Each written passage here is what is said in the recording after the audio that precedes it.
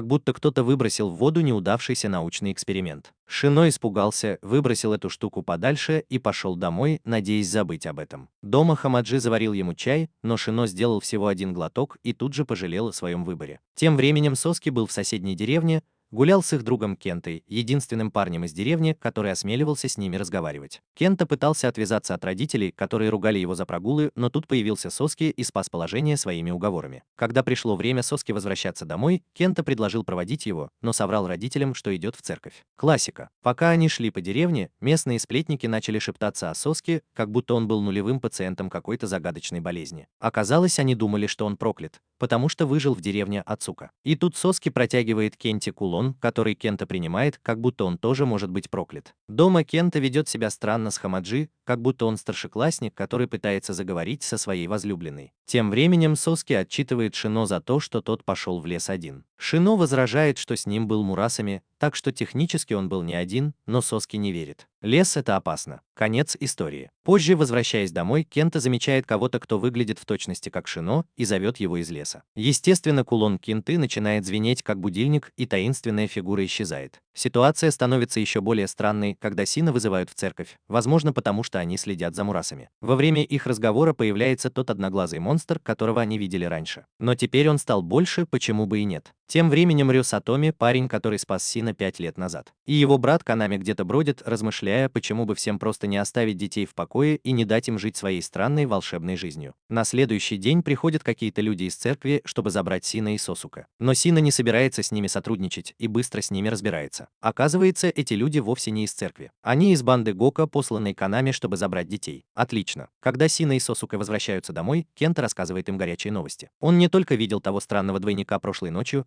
но еще и 3 жителей деревни пропали без вести. Сина и Сосука говорят Кенте держаться подальше от леса и больше не приходить. Из-за этого Кента чувствует, что его друзья от него отдаляются. Он драматично уходит, срывает кулон и бежит домой. Сосука бежит за ним, но Кента не в настроении извиняться. Позже Сосука возвращается, но обнаруживает, что Сина ушел за Кентом. Начинают звонить тревожные колокола, и Сосука превращается в волка, потому что зачем бежать, если можно мчаться на всех парах. Сина находит Кенту, который запутался в какой-то липкой паутине, которую сплела та же женщина, которую Кента видел раньше. Она едет на монстре, который похож на машину, которая выплевывает паутину. Сузука появляется как раз вовремя, чтобы спасти положение, а Шино превращается в настоящего героя, превращая Мурасами в меч и одним ударом разрубая монстра. Соски подразнивает его, говоря, что ничто не может остановить его, когда он держит в руках Мурасами. Но их радость от победы длится недолго. Дома лисы похищают Хамаджи, и отец Шино и Соски рассказывает им о какой-то дикой истории, связанной со священными зверями, древними домами и церковью, которая пытается контролировать их силу. Из-за пропажи Хамаджи Соски решает, что они отправятся в столицу империи на следующий день, чтобы вернуть ее. Или, по крайней мере, выяснить, чего хотят от них все эти могущественные силы. Похоже, приключения только начинаются. Следующая сцена начинается с того, что Хамаджи наслаждается жизнью в особняке Канами, как будто она на отдыхе по системе «все включено». У нее есть все, что ей нужно. Она живет как принцесса. Тем временем Соски и Шино приезжают в столицу. Их встречают люди из церкви, но затем происходит неожиданное. Появляется Рио Сатоми, как тот дальний родственник, которого ты вроде бы помнишь, но не уверен, что он настоящий. Шино сразу узнает его, а Соски стоит в недоумении. Сатоми небрежно сообщает, что он отвечает за выживших в деревне Ацука, и лицо Соски вытягивается. Что теперь? Шино рассказывает ему. Ах да, он один из членов отряда священных зверей. Ничего особенного, понимаешь? Сатоми берет мальчиков под свое крыло и сразу же отвозит их в отель кино. Шино, будучи гиперактивным парнем, не заходит в отель, а бежит осматривать город. К сожалению, он даже не подозревает, что странное одноглазое существо из деревни поехало с ним на попутке. Пока Сина бродил по окрестностям, его тело осматривал чувак по имени Кубунго, который в это время спорил с монахами из института Шгецу. В чем проблема Кабунго? Он хочет, чтобы они освободили его Шурина Генпачи, но все монахи такие: нет. Мы поймали демона. Это не твой брат. Когда Кубунго выбивают из спора, он буквально врезается прямо в Сина, вырубая его, даже не осознавая этого. Появляется отец Кубунго, извиняется перед монахами за детскую истерику своего сына,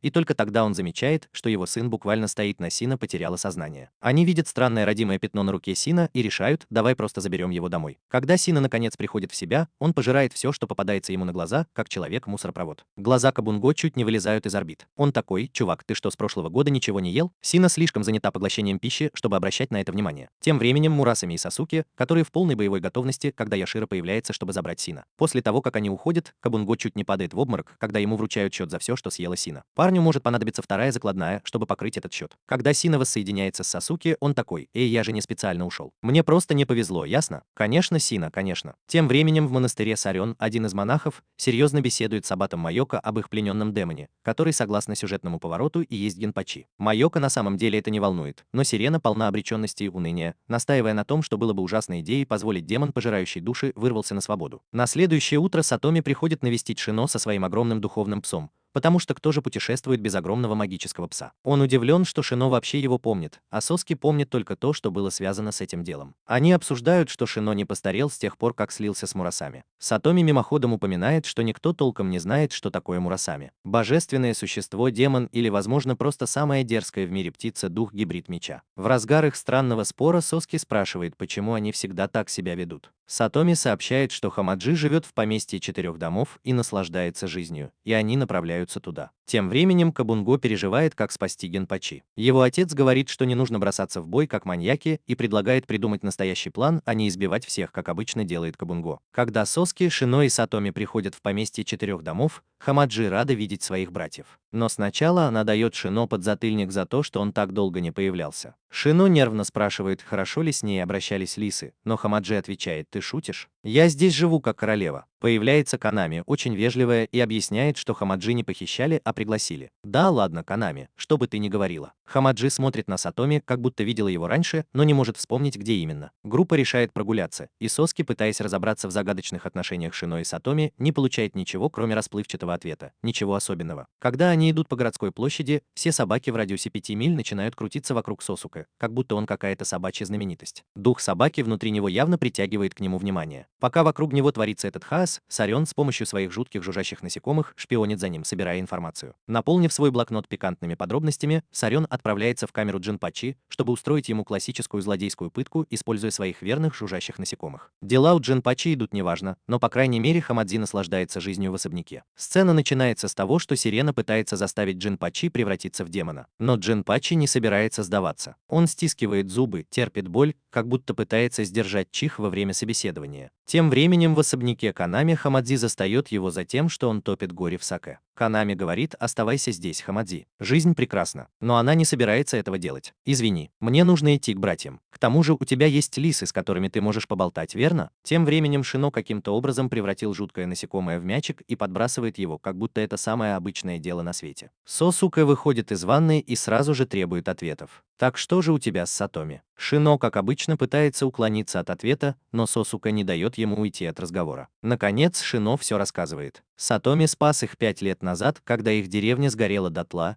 и теперь Шино чувствует, что он в долгу перед ним. На следующий день банда Соски, Сина, Хамадзи и Канами отправляются на прогулку, как будто они на каникулах. Сина очень хочет поговорить с Сатоми, но тот, скорее всего, пьет чай или что-то замышляет. Кто знает. Тем временем Кабунго устраивает очередную сцену, на этот раз на военной базе, требуя рассказать, что случилось с его братом Джинпачи. Солдаты вышвыривают его как вчерашний мусор и говорят, что его брата уволили за то, что он взял отпуск по семейным обстоятельствам. И угадайте, на кого Кабунго натыкается, когда его вышвыривают. Да, на Сина. Опять. Похоже, что судьба или невезение постоянно сталкивают этих двоих. Кабунго приводит Сина и Соски в гостиницу своей матери, где они наедаются до отвала. Хамадзи и Канами тем временем понятия не имеют, куда делись мальчики. Хамадзи делает вид, что не волнуется, но Канами ей не верит. Когда Сина и Соски заканчивают есть, Сина спрашивает Кабунго, почему он постоянно ввязывается в драки. Кабунго отвечает, что институт Шгэцу посадил его брата за решетку. Ничего особенного. Зачем тебе подробности? Позже той же ночью Сина и Соски наконец-то находят Сатоми в его покоях. Соски переходит к делу. «Зачем ты притащил нас в столицу?» Сатоми театрально достает 2 блестящих камня с надписями «Долг» и «Преданность». У Сина и Соски отвисает челюсть. Это были наши камни. Оказывается, они потеряли их как запасные ключи, а Сатоми все это время их хранил. Оказывается, есть еще 6 таких камней, и Сатоми хочет, чтобы они отправились на поиск. поиски. Она знает, что мир большой, чувак, но Соски уже в деле. Сатоми настаивает, чтобы миссия оставалась в секрете, как будто они в каком-то сверхсекретном отряде по поиску драгоценных камней. Тем временем в институте Сегетсу отец Кабунго умоляет Сирена отпустить Генпачи, но Сирен говорит что-то вроде «нет, мне слишком весело его мучить». Когда физическая боль не приводит к трансформации демона, на которую он надеялся, Сирен переключается на эмоциональную пытку. Он напоминает Генпачи о смерти любимой девушки Джинпачи Нуи Ум. Это срабатывает. Джинпачи выходит из себя, крушит все вокруг и убивает кучу монахов, а Сирен стоит и думает, ну это быстро переросло в нечто большее. Джинпачи, теперь полностью превратившийся в демона, убегает, вероятно, в поисках полуночной трапезы из душ. Шино и Соски возвращаются в отель, когда появляется Джинпачи, вызывая панику на улицах. Шино говорит: «О, отлично. Он определенно идет за мной». Он убегает, а Джинпачи преследует его по пятам, в то время как Соски превращается в Есира и присоединяется к погоне. Кабунго, потому что он очевидно не может заниматься своими делами, замечает погоню на крыше и тоже присоединяется к ним. Как только Шино уводит Генпачи достаточно далеко от города, он говорит: «Ладно, пора заканчивать», и призывает Мурасами, превращая погоню за демоном в импровизированный бой на мечах. В разгар схватки Шино понимает, что Джинпачи на самом деле человек и все еще скорбит о смерти Нуи. Соски догоняет их, и Шино рассказывает ему все в разгар битвы, потому что почему бы не обсудить что-то личное во время сражения с демоном. Но как только все становится интереснее, появляется Сиран с отрядом монахов и роем жуков. Он замечает Мурасами в руках Шино и сразу узнает его. О нет, только не этот чертов меч. Он приказывает монахам и жукам атаковать, и тут же повсюду начинают летать стрелы. Троица Шино, Соски и демон Генпачи падают в реку, потому что, конечно же, так и происходит. Шино отчаянно пытается дотянуться до Соски, который уже без сознания и плывет по течению как бревно, а существо в кармане Шино решает, что пора действовать. Оно выскакивает, надувается как огромный воздушный шарик и выносит их на берег, спасая положение. Шино, еле держась на ногах, приказывает Мурасами улететь и сообщить Сатоми плохие новости. Соски приходит в себя и радуется, что странное карманное существо наконец-то сделало что-то полезное. Тем временем Сарен отправляет своих людей на поиски Мурасами, потому что, ну какой же легендарный меч без огромной поисковой команды. В особняке Канами небрежно сообщает Хамаджи, что ей придется пойти в местную школу, потому что, сюрприз-сюрприз, Шино и Соски могут задержаться дольше, чем планировалось. Отлично. Еще больше домашних заданий. И тут, когда все становится еще более странным, появляется Кабунго и находит нашу промокшую троицу, уводя их в безопасное место. Верный гигантский дух пес Сатоми тоже появляется, как раз вовремя, чтобы сделать все еще более странным. Джинпачи просыпается и думает, не приснился ли ему вчерашний хаос. Но когда он видит Шино и понимает, что они все еще живы, он быстро решает, что нет, это все еще безумие. Шино тоже замечает, что у Джинпачи такое же родимое пятно. И первая реакция Джинпачи: «Подожди, ты работаешь на Сатоми». После того, как Джинпачи уходит, Кабунго начинает говорить о том, что Генпачи всегда был крепким, и что он восстанавливался после травм быстрее, чем кто-либо мог подумать. Что же произошло? Затем он рассказывает о той миссии, которая произошла 3 года назад, когда все пошло наперекосяк из-за заложницы принцессы. Миссия затянулась дольше, чем семейное воссоединение, и в конце концов демоны уничтожили весь отряд. Кабунго и Джинпачи были на грани смерти, но каким-то чудом выжили. Кабунго не знает, как это произошло, но он вскользь упоминает, что у них обоих есть магические камни, которые называются доверие и гармония. Затем Кабунго достает фотографию своей сестры Нуи, которая была помолвлена с Джинпачи до того, как он ушел на войну. Джинпачи вернулся и узнал, что она погибла, и это естественно подкосило его. Кабунго упоминает, что Джинпачи несколько раз пытался покончить с собой, но у него ничего не получалось. Каждая рана заживала быстрее, чем порез бумагой. Оказывается, оба брата застряли в каком-то странном бессмертном лимбе, и все из-за той загадочной снежной ночи. И угадайте, кто в итоге спас положение. Сатоми и его дух-пес, конечно, но только после того, как королевская семья попросила его о помощи. Кабунго заканчивает свой рассказ, спрашивая Шино, почему монахи преследуют его, и Шино небрежно отвечает, что все дело в Мурасаме. Ничего страшного. Тем временем в институте Сегетсу Сарен пытается убедить настоятеля, что преследовать Шино – это правильно. Настоятель не верит ему, поэтому Сарен делает то, что сделал бы любой разумный человек. Он атакует настоятеля жуками и запирает его. Снаружи Кабунго и Генпачи расслабляются и болтают о жизни, даже не подозревая, что жуки Сарена шпионят за ними. Их местоположение раскрыто, а они об этом даже не знают. Тем временем Хамаджи и Канами гуляют. Когда один из жуков Сарена совершает ошибку и нападает на Хамаджи, Канами приходит в ярость. До сих пор он не обращал внимания на выходки Сарена, но связываться с Хамаджи – о, это черта, которую нельзя переступать. Сарен, собрав свою армию монахов, как в плохом боевике, идет на парней. Тем временем Джинпачи решил, что зверюшке нужно имя,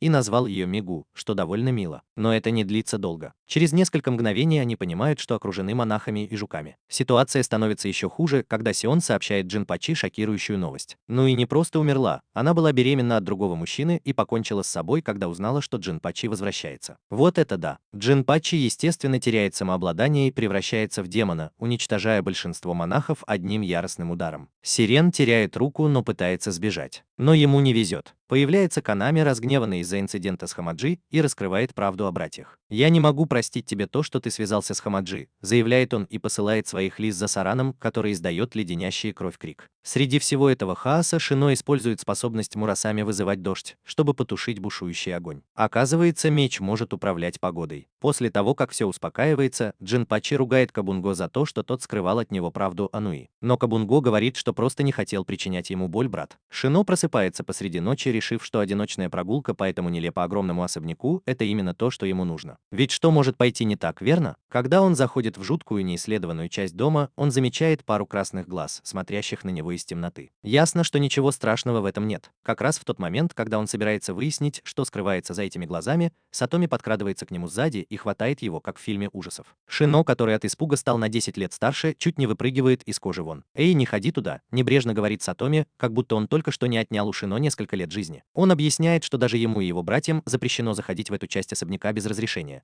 потому что там всем заправляет какой-то жуткий босс. Они возвращаются в кабинет Сатоми, чтобы поговорить, как будто ничего странного не произошло. Врывается Канами с хорошими новостями. Институт Шигитсу больше не будет их беспокоить, потому что Мия Сарен и настоятель ушли на пенсию и, наверное, пьют чай и забыли обо всей этой ерунде. Пока что в расписании нет охоты на демонов. Перед тем, как уйти, Шино спрашивает, куда постоянно ходит Сатоми. Канами, как настоящий сплетник, рассказывает, что Сатоми священник в церкви. Вот куда он ходит по своим очень важным делам. Кто бы мог подумать, что у Сатоми есть подработка в качестве священнослужителя. Во время их разговора Шино упоминает, что Соски спит весь день в новолуние, как какой-то угрюмый оборотень, который предпочитает сон превращению. Мурасами тоже прячется в теле Шино, как будто взял отгул на день. Шино идет проверить Соски, который просыпается от странного сна и сразу же просит Шино остаться с ним на весь день. Это мило, пока у Шино не урчит в животе, и он уходит на поиски еды. По пути на кухню Шино сталкивается с девушкой по имени Аяни, и тут, как по заказу, появляется Мурасами и пугает бедную девушку до полусмерти. Она убегает, как в мультике, оставляя за собой облако пыли. Шино, как всегда, приходит на помощь и рассказывает Канами, что случилось, а Канами рассказывает ему. Оказывается, Аяни одержима духом змеи и является частью 4 домов священных зверей. Кстати, если бы Шино что-нибудь сделал Аяне, дух змеи убил бы его на месте. Не волнуйся. Хамаджи, как всегда, в центре внимания, слышит об этом и говорит: «Отлично. Мне нужен друг. Шино, отнеси эти цветы Аяне и попроси ее стать моей лучшей подругой». Канами ждет, пока Шино уйдет, и говорит: «Кстати, дух змеи очень ревнив и может тебя убить. Удачи». Спасибо, Канами. Когда Шино направляется в запретную часть особняка, он чувствует себя не в своей тарелке, и Мурасами снова пытается вырваться. Шино отмахивается от него, но тут появляется дух змеи Чикаге. Гигантская змея швыряет Шино на пол, как будто это ее работа, и начинает допрашивать его о нарушении правил, хотя Сатоми специально сказала ему этого не делать. Все выглядит мрачно, пока не появляется Соски и умоляет пощадить Шино. Чикаге, будучи разумным существом, решает, что наказание должно заключаться в том, что Сасуке должен отрубить себе руку. Соски уже готов стать вторым Ван Гогом,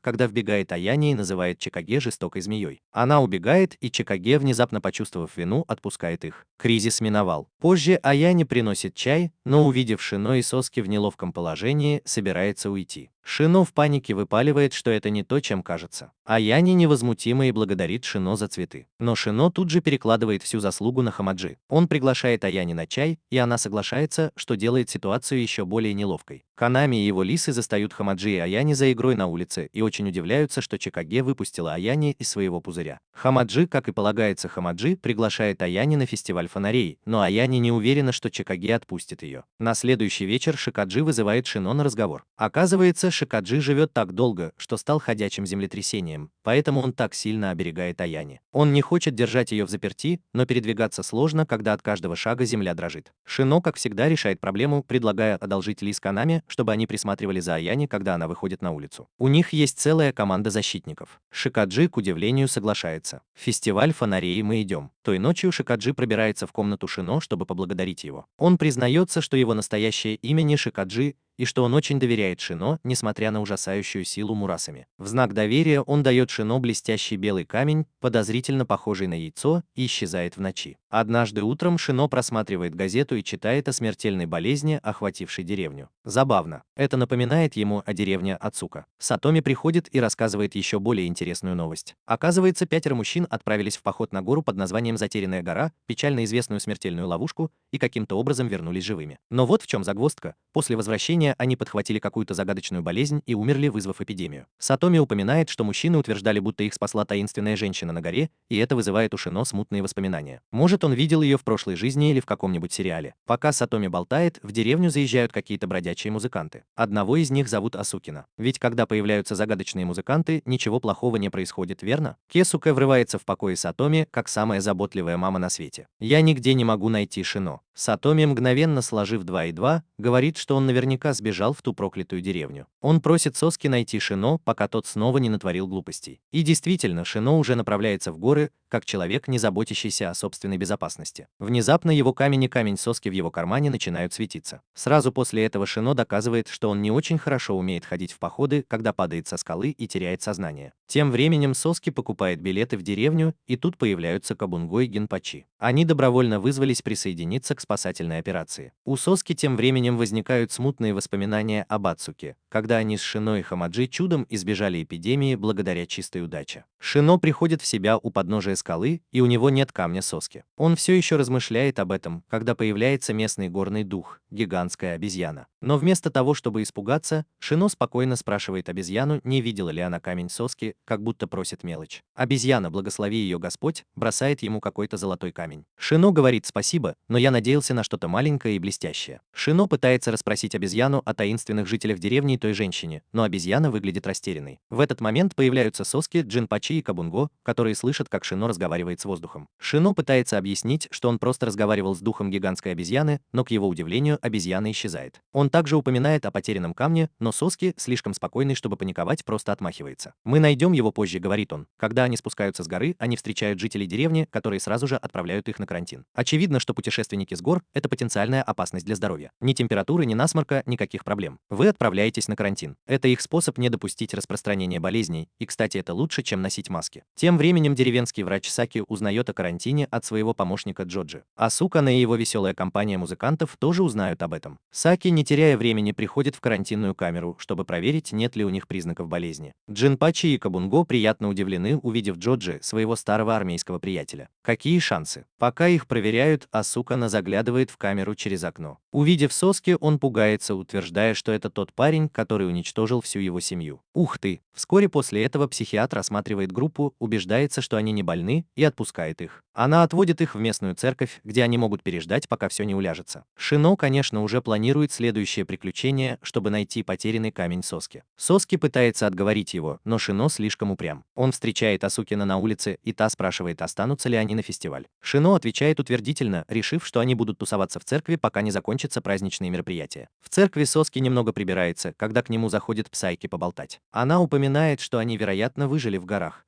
потому что обезьяна-дух любит детей. Тем временем Джоджи натыкается на золотой камень, который обезьяна дала Шино, а тот, как обычно, оставил его в камере. Молодец, Шино. Позже той же ночью Соски один в зале церкви, когда туда заходит Асукана, одержимая жаждой мести. Не теряя ни секунды, она обвиняет Соски в том, что он уничтожил всю ее семью. Когда Шино заходит в зал, он видит прекрасную картину. Асукана вытаскивает меч из плеча Соски, как будто это какая-то экстремальная акупунктура. Шино, явно недовольный, врывается в зал, вспыхивает от гнева и призывает Мурасами. Соски, прижимая руку к плечу и, вероятно, пересматривая все свои жизненные решения, пытается объяснить Асукана, что она не того парня ищет. Но уши Асукана, похоже, сделаны из камня, потому что она не слушает. Асукана и Шино бросаются друг на друга, как будто снимаются в низкобюджетном боевике. Вскоре становится ясно, что Шино не главный герой, каким он себя считает, потому что Асукана обезоруживает его с легкостью, с какой можно прихлопнуть муху. Но как раз в тот момент, когда ситуация становится по-настоящему опасной, Соски внезапно превращается в Йоширо. У Асукана отвисает челюсть. Это определенно не тот парень, которого она ищет. Упс. Появляется женщина с длинными волосами, явно не с пустыми руками. Каканоэ, товарищ Асукана, входит с видом строгой библиотекарши. Она говорит Асукина, чтобы тот перестал, потому что, как ни странно, это не те парни, которых она ищет. Каканоэ извиняется за Асукина, которого она называет своим ребенком. Шино, который никогда не упускает возможности, пользуется моментом и просит Каканоэ помочь ему найти потерянный камень Сасуки в качестве извинения. Наверное, она уже жалеет, что зашла в эту комнату. Позже, по странному стечению обстоятельств, Кабунго делает делает потрясающее открытие. У всех четверых. У Шино, Сасуке, Генпачи и у него самого. Одинаковые родимые пятна в разных местах на теле. У Кабунго оно на правой щеке, у Шино на правой руке, и похоже, им не хватает только одной мистической татуировки, чтобы создать бойсбенд. Внезапно врывается Джоджи, как будто опаздывает на пожарную тревогу. Он говорит группе, что произошла грандиозная путаница. Один из жителей деревни заметил золотой камень, который Джоджи нашел в камере Шино,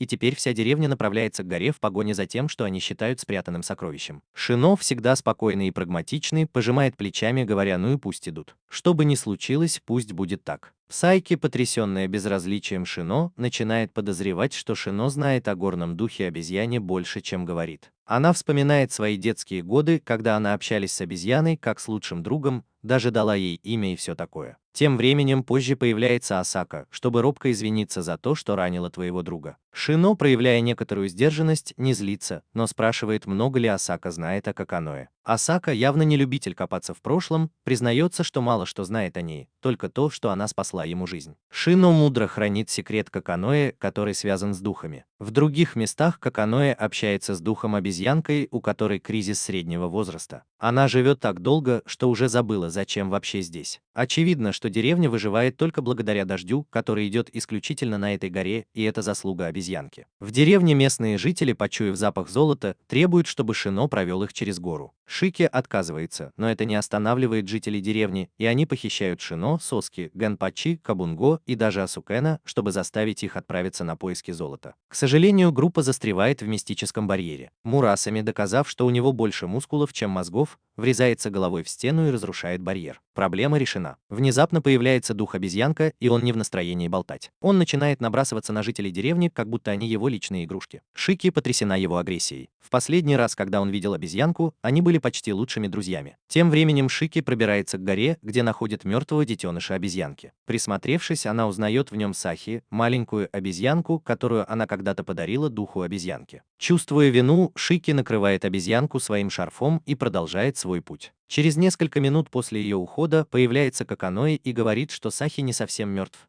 Но теперь, когда он снова увидел Сайки, обезьянка может спокойно уйти. Когда Каканое поднимает тело Сахи, она находит пропавший камень Соски. Конечно, когда они возвращаются на место взрыва, дух обезьяна все еще крушит все вокруг, и Шино спрашивает его, почему он ведет себя как Годзилла. Обезьяна жалуется, что все, что он должен был защищать, теперь исчезло, и он не видит смысла оставаться здесь. Шино не согласен с этим и говорит, что в отличие от обезьяны, у него все еще есть люди, которые нуждаются в нем. Обезьяна признается, что послушает только ребенка, который попросил его защищать гору. И тут появляется Псайки и выдает сенсацию. Этим ребенком оказывается Шино. Она называет обезьяну именем, которое дала ему, Шинаноми, и Шино умоляет ее образумить его. Псайки, однако, совершенно спокойна. Она говорит Шинаноми, что он может сравнять гору с землей, если это то, чего он действительно хочет. В конце концов, это его гора, а люди, честно говоря, самые худшие. Но она рада, что снова его увидела. Тронутый этим случайным воссоединением, Шинаноми успокаивается и перестает крушить все вокруг. На время воцаряется мир. Псайки говорит Шинаноми несколько слов на прощание, что следующий человек, которого он встретит, будет ее будущим ребенком. Вот эта игра вдолгую. Позже группа возвращается в деревню. Некоторые местные жители, очевидно страдающие избирательной потерей памяти, спрашивают Псайки, куда делись пропавшие жители. Она мудро молчит. Той ночью Шино узнает пару интересных фактов. Оказывается, Джинпачи и Кабунго – демоны ветра и молнии соответственно. Кроме того, Каканое дала Асахи пузырек с водой, который может исполнить любое желание. Чего пожелал Асахи, остается только гадать, но он явно воспользовался этим. На следующий день, когда драма осталась позади, Шино и его друзья наконец-то покинули деревню и отправились обратно в столицу. Надеюсь, больше никого не зарежут. В воспоминаниях мы видим молодого человека, лежащего лицом в снегу и рассуждающего о том, что он точно не готов умереть. Потому что, знаете ли, у него есть сестра, о которой нужно заботиться. А теперь перенесемся в настоящее и сюрприз. Тот же парень жив и здоров, удобно устроился в поезде. И не просто в каком-то поезде. Это тот самый поезд, на котором Шино, Генпачи, Кабунго и Сосуке собираются вернуться в столицу. Оказывается, мир тесен. Сосуке и Шино, будучи джентльменами, занимают места в вагоне первого класса. А Джинпачи и Кабунго, простые крестьяне, выбирают вагон эконом-класса. Шино и Сосуке оказываются рядом с тем самым молодым человеком, который смотрит на Шино так, будто тот только что оскорбил его мать. Внезапно начинается дождь, потому что еще может быть в середине лета, верно? Сосуке, как всегда заботливый друг, снимает куртку, чтобы укрыть Шино от дождя, а затем выходит поговорить с проводником. Ну, знаете, обычные дела в поезде. Как только Сосуке уходит, Шино начинает задумчиво задумчиво говорить о снеге. Да, о снеге. В середине лета. Молодой человек смотрит на Шино так, будто у того выросла вторая голова. Кому в здравом уме нужен снег в июле? Но, видимо, Шино нужен, потому что через несколько минут начинается снегопад. У молодого человека отвисает челюсть. Он в шоке. Этот парень буквально пожелал снег, и он пошел. А потом, как будто все стало еще страннее, в вагон валивается пьяный парень. Молодой человек пытается прогнать его, но парень не уходит. Шино, будучи практичным, бросает в пьяницу свой волшебный глаз, который пугает того до такой степени, что он выбегает из вагона. Проблема решена. Соски заходит в вагон как раз вовремя, чтобы увидеть это, и, не моргнув глазом, наливает в глаз воду, чтобы тот надулся, как воздушный шарик, и пьяный парень больше не вернулся бы. Молодой человек, все еще переживающий из-за снега, теперь вынужден иметь дело с живым надувным глазом. Шино сворачивается калачиком и засыпает на коленях у Соски, как сонная кошка, а молодой человек слишком напуган, чтобы даже взглянуть на глаз. Он уверен, что это какое-то демоническое существо из преисподней. Как только все успокаивается, в вагон заходит монах, который выглядит так, будто готов разобраться с паранормальными явлениями. Он здесь, чтобы изгнать духов, и его взгляд падает на купе молодого человека. Но как только он заходит, дух вырывается из молодого человека, как будто это фокус с кроликом из шляпы. И бац! Монах врезается в ледяную глыбу, как будто это соревнование по изгнанию нечистой силы. Шино, едва проснувшись, сразу узнает духа и называет ее снежной принцессой. Принцесса, видимо, не очень разговорчива и тянется к нему, чтобы нежно прикоснуться, а молодой человек удивляется, откуда Шино знает эту призрачную фигуру, которая преследует его. Оказывается, Шино и принцесса давно знакомы. Она пела ему зимой в лесу, пока таинственным образом не исчезла. Молодой человек в шоке. «Ты ее знаешь?» Шино, как всегда, все понял и сообразил, что теперь снежная принцесса застряла с этим бедолагой. Молодой человек в отчаянии просит Шино, чтобы она ушла. Он все время мерзнет, друзья его бросили, и личная жизнь у него явно не клеится. Шино отчитывает его, объясняя, что снежная принцесса не какая-то прилипчивая особа. Она просто пытается его защитить. На самом деле, если она уйдет, он умрет, и это, похоже, очень важная деталь. Молодой человек, уже сожалея о своем выборе, слушает, как Шино объясняет, что принцесса пошла на огромную жертву, чтобы спасти его. Он уже собирается рассказать, на какую именно жертву, но принцесса жестом велит ему замолчать. Шино и Соски выходят на своей остановке и, не обращая внимания на монаха, застрявшего в ледяном времени, спокойно идут к выходу из поезда. Молодой человек, у которого день пошел наперекосяк, бежит за ними, представляется Досетсу и спрашивает, как их зовут.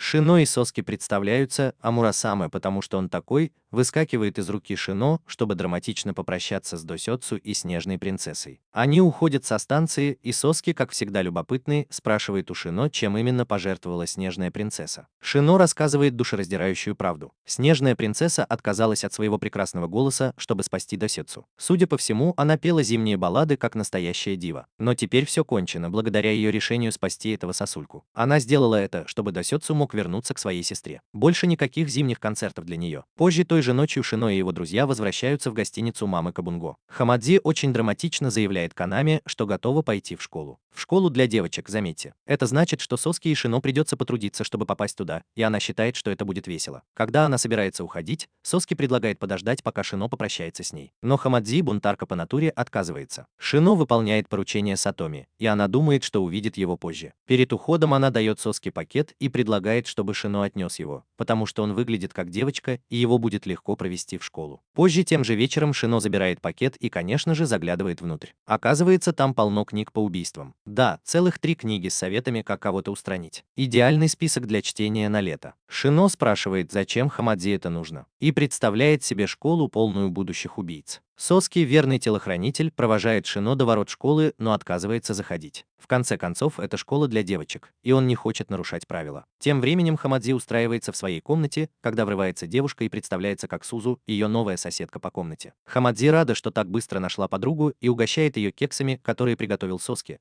потому что он на самом деле кондитер. Сузу начинает сплетничать о школьной старости Рури, которая, по ее словам, строже, чем учитель математики на экзаменах. Хамадзи ест кекс, когда Мурасаме, да, подруга Шино, обладающая магическим оружием, врывается на вечеринку и сообщает, что Шино ждет ее во дворе с подозрительным пакетом. Она забирает книги, и когда Шино уходит, он чувствует, что что-то не так. Следующее, что он слышит, это крик из фильма ужасов, доносящийся со школьного двора. Соски вбегает в комнату и видит, что Шино неподвижно лежит на полу. После небольшой паники он тащит его к Кабунгу. Бинго. На следующее утро Шино наконец просыпается и как будто только что увидел привидение, рассказывает всем, что произошло. Он даже рисует привидение, очаровательное существо, похожее на плюшевую игрушку, от которого все в группе валятся на пол от смеха. Каканоэ единственная, кто воспринимает его всерьез, но даже она говорит: «Мне нужно немного больше доказательств, чем твои каракули». В школе Хамаджи просто прогуливается по коридорам, когда натыкается на Рури, которая не в восторге. Рури знает, что Хамаджи сбежала прошлой ночью и строго предупреждает ее. Оказывается, в школе есть очень страшная охрана, но никто ее никогда не видел. Классическая история о призраках. Тем временем Асукина предлагает вернуться и выяснить, что напугало Шино прошлой ночью. Шино не хочет, но после уговоров и напоминаний, что Хамаджи одна в школе, он неохотно соглашается. Когда они приходят в школу, ребята сразу чувствуют, что за ними кто-то наблюдает. Они оборачиваются и видят, что на них смотрит плюшевая игрушка. Но это не просто плюшевая игрушка. Это странное существо, похожее на кролика и медведя одновременно. Оно представляется как Рабе. Асукина и Соски наконец-то верят, что Шино не галлюцинировал. Рабе не рад их видеть и настаивает, что они нарушают школьные правила. В школе нельзя держать домашних животных. А так как Соски в облике собаки, это проблема. Рабе начинает метать молнии, как будто это Зевс в плохом настроении, и троица едва успевает увернуться от удара. Шино и Асука бегут так, будто участвуют в марафоне. Но Соски, пытаясь сохранить лицо, превращается в человека и спокойно говорит Рабе, чтобы та успокоилась. «Рабе, успокойся». Она говорит, что это та самая таинственная школьная охранница, о которой все говорят. На следующий день Хамадзи идет на занятия и снова встречает Рури. Она вскользь упоминает свою новую соседку по комнате Сузу, и Рури выдает сенсацию. Хамадзи должна жить в комнате одна. Хамадзи в замешательстве бежит обратно в общежитие, но не находит никаких следов Сузу, только Рабе, развалившегося на ее кровати. Оказывается, Рабе подрабатывает в качестве Сузу. И все из-за того, что Шино загадал желание, чтобы у Хамадзи появился друг. Это чучело-гибрид-призрак превратился в фальшивую соседку по комнате, чтобы исполнить желание Шино, чтобы у Хамадзи была компания. Так что тайна Рабе раскрыта. У Сатоми есть гениальный план для Соски. Он хочет, чтобы тот представлял его в церкви на церемонии помазания, которая звучит как-то странно, но на самом деле там больные люди надеются на чудо. Естественно, Шино тоже идет, потому что может быть веселее, чем провести день в церкви. Все становится странным, когда женщина с золотыми волосами и глазами непринужденно садится рядом с Шино. Они сразу находят общий язык, как будто дружат уже много лет, хотя только что познакомились. После небольшого разговора женщина уходит. Но Шино, как всегда драматичный, дарит ей церковный кулон и говорит, что божественное существо дарует ей прощение и защиту. Ведь кто не хочет немного божественной страховки? Тем временем Асукана прогуливается по улицам, думая о своем, и замечает кого-то похожего на парня, за которым он охотится уже много лет. Естественно, он бросается за ним вслед. Но Джинпачи, который снова надел военную форму и чувствует себя важным, преграждает ему путь. К тому времени, как Асукана проходит мимо него, загадочный мужчина исчезает как фокусник на детском празднике. Позже той же ночью мы узнаем, что у золотоволосой девушки, которую теперь зовут Кахаку, есть подработка в качестве проститутки. И она пользуется популярностью. Ну, очень популярна. Каждый парень, который приходит в гостиницу, влюбляется в нее. В одном из разговоров по душам с клиентами мы, конечно же, узнаем ее имя и немного больше о ее загадочном прошлом. Тем временем Асукана возвращается домой и рассказывает Каканоэ, что ему надоело преследовать Соски. Он вспоминает, что у парня, которого он искал, был ужасный шрам на лице, полученный от самого Асукана. Этот парень буквально вырвал его сердце, но почему-то не понял, что должен был, ну знаете, умереть. Переходим на задний двор, где Асукана отрабатывает приемы с мечом, как будто готовится к съемкам в боевике. Шино наблюдает, и Асукана предлагает научить его, но Шино отказывается, говоря, что он и так хорош. Затем Асукана спрашивает Соски, есть ли у него братья-близнецы. Соски, как обычно, ничего не помнит, потому что его детские воспоминания похожи на швейцарский сыр. Асукана переходит в режим драмы, говоря, что он убьет человека, за которым охотится. Почему? Потому что этот парень выглядит точно так же, как Соски. А какая еще может быть причина для потенциального убийства? Шино, всегда внимательный, замечает что-то странное в ауре Асукана. Каканоэ появляется как раз вовремя, чтобы Шино смог провести детективную работу. Он подтверждает, что у Каканоэ нет сердца. Почему? Потому что она отдала его Асукана. Вот такой поворот сюжета. Похоже, она нашла его полумертвым и решила, а почему бы и нет. И отдала ему свое сердце демонической принцессы, чтобы он выжил. Романтично, правда? Кстати, мы не сказали, что у Асака есть волшебный камень мудрости. Тем временем, пока Асака готовится к встрече с очередным клиентом, у бедняжки Кахаку резко ухудшается здоровье. Она кашляет кровью. Нехороший знак. И тут, как по заказу, в ее комнату заходит парень по имени Асукина и предлагает сделку. Она может жить, но должна отдать ему свои золотые глаза. Кахаку говорит: подожди секунду. Этот чувак очень похож на Соски, но его энергетика совсем другая. Пока все это происходит, Шино и Соски отправляются помогать в старую церковь. Но как только они приезжают, Шино пугается двух безобидных на вид монахинь и убегает, оставляя Соске разбираться с ними в одиночку. Шино встречает в городе Генпачи и решает провести с ним время, потому что это явно безопаснее. Появляется Асакана, и все идет гладко, пока Мурасаме, волшебный говорящий меч Шино, не предупреждает их о надвигающейся беде. Внезапно появляется мужчина, и время буквально останавливается. Асукина, несмотря на всю свою решимость, не может пошевелиться. Таинственный мужчина проходит мимо него словно хозяин и начинает болтать с Шино, вспоминая их детские годы, что заставляет Шино задуматься. Затем раздается хлопок. Мужчина исчезает, и время возвращается в нормальное русло. Позже той же ночью Шино врывается в комнату Сатоми, чуть не выбив дверь, чтобы рассказать о таинственном мужчине. Сатоми спокойно сообщает, что у Соски отсутствует половина души. Парень, который устраивает весь этот хаос, да, это вторая половина. Если Соски не заберет его обратно в ближайшее время, его душа попадет в подземный мир, как в каком-нибудь плохом реалити-шоу. Ой, Соски до сих пор ходит по земле только потому, что Шино не дает его душе покинуть тело. Но это не значит, что он не может умереть. Получив эту информацию, Шино возвращается в церковь за Соски. Соски, конечно, слишком занят работой, чтобы заметить что-то странное, поэтому Шино решает не говорить ему о том, что его душа наполовину покинула тело. Тем временем Асана продолжает поиски, несмотря на предупреждение Каканоэ, что гоняться за тенью – пустая трата времени. А вот Асака, он человек на задании. Оказывается, Кахаку не шутила насчет идеала. Она дает свой золотой глаз человеку тени. Парень сидит на крыше и наблюдает, как Акина бегает туда-сюда, как курица без головы. Он уверен, что Асака никогда его не найдет, потому что он тень. Рядом с ним сидит загадочная женщина, и они непринужденно болтают о Шино, как будто он их старый друг. Оказывается, они знают его с детства. Сюжетные повороты на каждом шагу. Асана хватает Шино за воротник и требует, чтобы тот сказал, знает ли он, кто этот человек-тень. Шино, растерянно глядя на него, говорит, что не знает. Но если вы ищете брата-близнеца или двойника, то Соски и я могли бы выиграть награду самой похожей на меня. Оказывается, у Шино и мальчиков одинаковые родимые пятна. Видимо, эти пятна что-то вроде VIP-пропуска для тех, кто носит магические камни. Так что если вы увидите парня с таким же родимым пятном, просто предположите, что он либо носитель камня, либо любитель татуировок. Тем временем Соски и Сина отправляются в церковь, чтобы кое-что починить. Кахаку ждет их там, готовая поболтать. Она рассказывает о своей работе в борделе, но утверждает, что у нее есть семья. Сина такой: ого, должно быть здорово совмещать работу в борделе с семьей. Однако монахини рассказывают, что история Кахаку не более правдива, чем встреча с единорогом. Они утверждают, что ее продали в бордель в возрасте 8 лет. Сина начинает подозревать, что Кахаку на самом деле принцесса Сай из саги о похищенных бандитами. Потому что, знаете ли, каждая работница борделя может быть похищенной принцессой. Перенесемся в то время, когда Кахаку болтает с Шоичи, завсегдатаем борделя. Он явно очарован и немного любопытен по поводу одержимости Кахаку Сатоми. Мысли Шоичи путаются. Неужели это вина Сатоми, что деревня Кахаку была разрушена? Или он просто чрезмерно заботливый и благородный? Несколько дней спустя Сатоми приходит к Соске и Сина в церковь с гостинцами. Но когда он уходит, Шоичи замечает его и пытается сыграть в папарацци. Сатоми поспешно уходит, а Шоичи загоняет Сина в угол и протягивает ему торт, испеченный Кахаку, потому что ничто так не говорит о том, что он не замышляет ничего плохого, как торт. Соски оставляет торт под деревом с запиской для Соски. Затем Шоичи приводит Сина к Кахаку, которая не очень рада. Шоичи раскрывает свой план, он собирается взять Сина в заложники, чтобы заставить Сатоми извиниться за то, что случилось с деревней Кахаку. Кахаку отказывается. «Я в порядке», настаивает Шоичи. Потому что, очевидно, он влюблен в Кахаку и думает, что извинения растопят ее сердце. Ведь кто бы не хотел, чтобы драматические извинения исправили его личную жизнь. Шоичи достает пистолет, чтобы доказать свою точку зрения, но в итоге стреляет Сина в шею. Шино падает, но Мурасами меч Шино появляется и проглатывает Шоичи целиком. У Кахаку отвисает челюсть. В этот момент вбегает слуга и видит, что Шино истекает кровью. Хюган Пачи, наш военный, говорит, что да, он жив, но не дышит. Странно, он уносит Шино и говорит Кахаку, чтобы она держалась подальше, потому что теперь Шино – его личный телохранитель. Сатоми со своим верным духом собаки перехватывает Ганпачи и переносит всех в отель Кенра. Сосука и его друзья присоединяются, и Ганпачи расспрашивает Сосука о состоянии Шино. Сосука говорит, что ситуация с Шино похожа на сюжет фильма ужасов. Вы не поверите. Они кладут Шино на кровать и ждут, пока Мурасами закончит есть. Через несколько минут Шино просыпается, чувствуя голод. Его первые слова: «Мне нужно поесть». Все рады, что он жив, но Сосука в ярости дает ему пощечину за то, что он так спокойно относится к тому, что чуть не умер. Сосука выбегает из комнаты, оставив Шино в недоумении. Сатоми сообщает Шино, что его комната теперь закрыта для посещения из-за барьера, созданного духом собаки. Шино смотрит вниз и видит, что все его тело покрыто символом Мурасами, как будто это очень яркая татуировка. Позже Сосука находит Кахаку в церкви и уверяет ее, что с Шино все в порядке. Кахаку решает, что пора уходить. Монахини предупреждают Сосука. Душа Кахаку словно на грани жизни и смерти. Ее единственная сила – это ее упрямая воля. Шино в ванной тяжело дышит под струями воды. Он уверен, что превращается в монстра. Сатоми заходит и видит, что Шино переживает экзистенциальный кризис. Мурасами все еще голоден, как капризный ребенок, который не поел. Шино начинает пить кровь Сатоми, чтобы утолить ненасытный аппетит Мурасами. Дух собаки Сатоми хочет вмешаться, но Сатоми говорит: «Не вмешивайся». Тем временем Кахаку страдает от невыносимого жжения в горле, гадая, не превращается ли она в мифическое существо или просто ей не везет. Кахаку, спотыкаясь, добирается до гостиницы и едва успевает войти в дверь, как ее встречает ее подруга Читас. Читас, как лучшая подруга хозяйки гостиницы, советует Кахаку лечь спать и подготовиться к завтрашнему дню. Кахаку пытается войти в свою комнату, но внезапно чувствует, что ее горло словно участвует в съемках фильма ужасов. Оно болит и горит. Она падает, и Читас, как всегда любопытная, подходит, чтобы помочь. Это большая ошибка. В Кахаку просыпается чудовищный голод, и она набрасывается на Читас как торнадо на бумажной фабрике, совершенно не осознавая своих действий. На следующий день Канами и Лисы приезжают в гостиницу Кенра со свежим гардеробом для Сатоми. Их встречает шокирующее зрелище.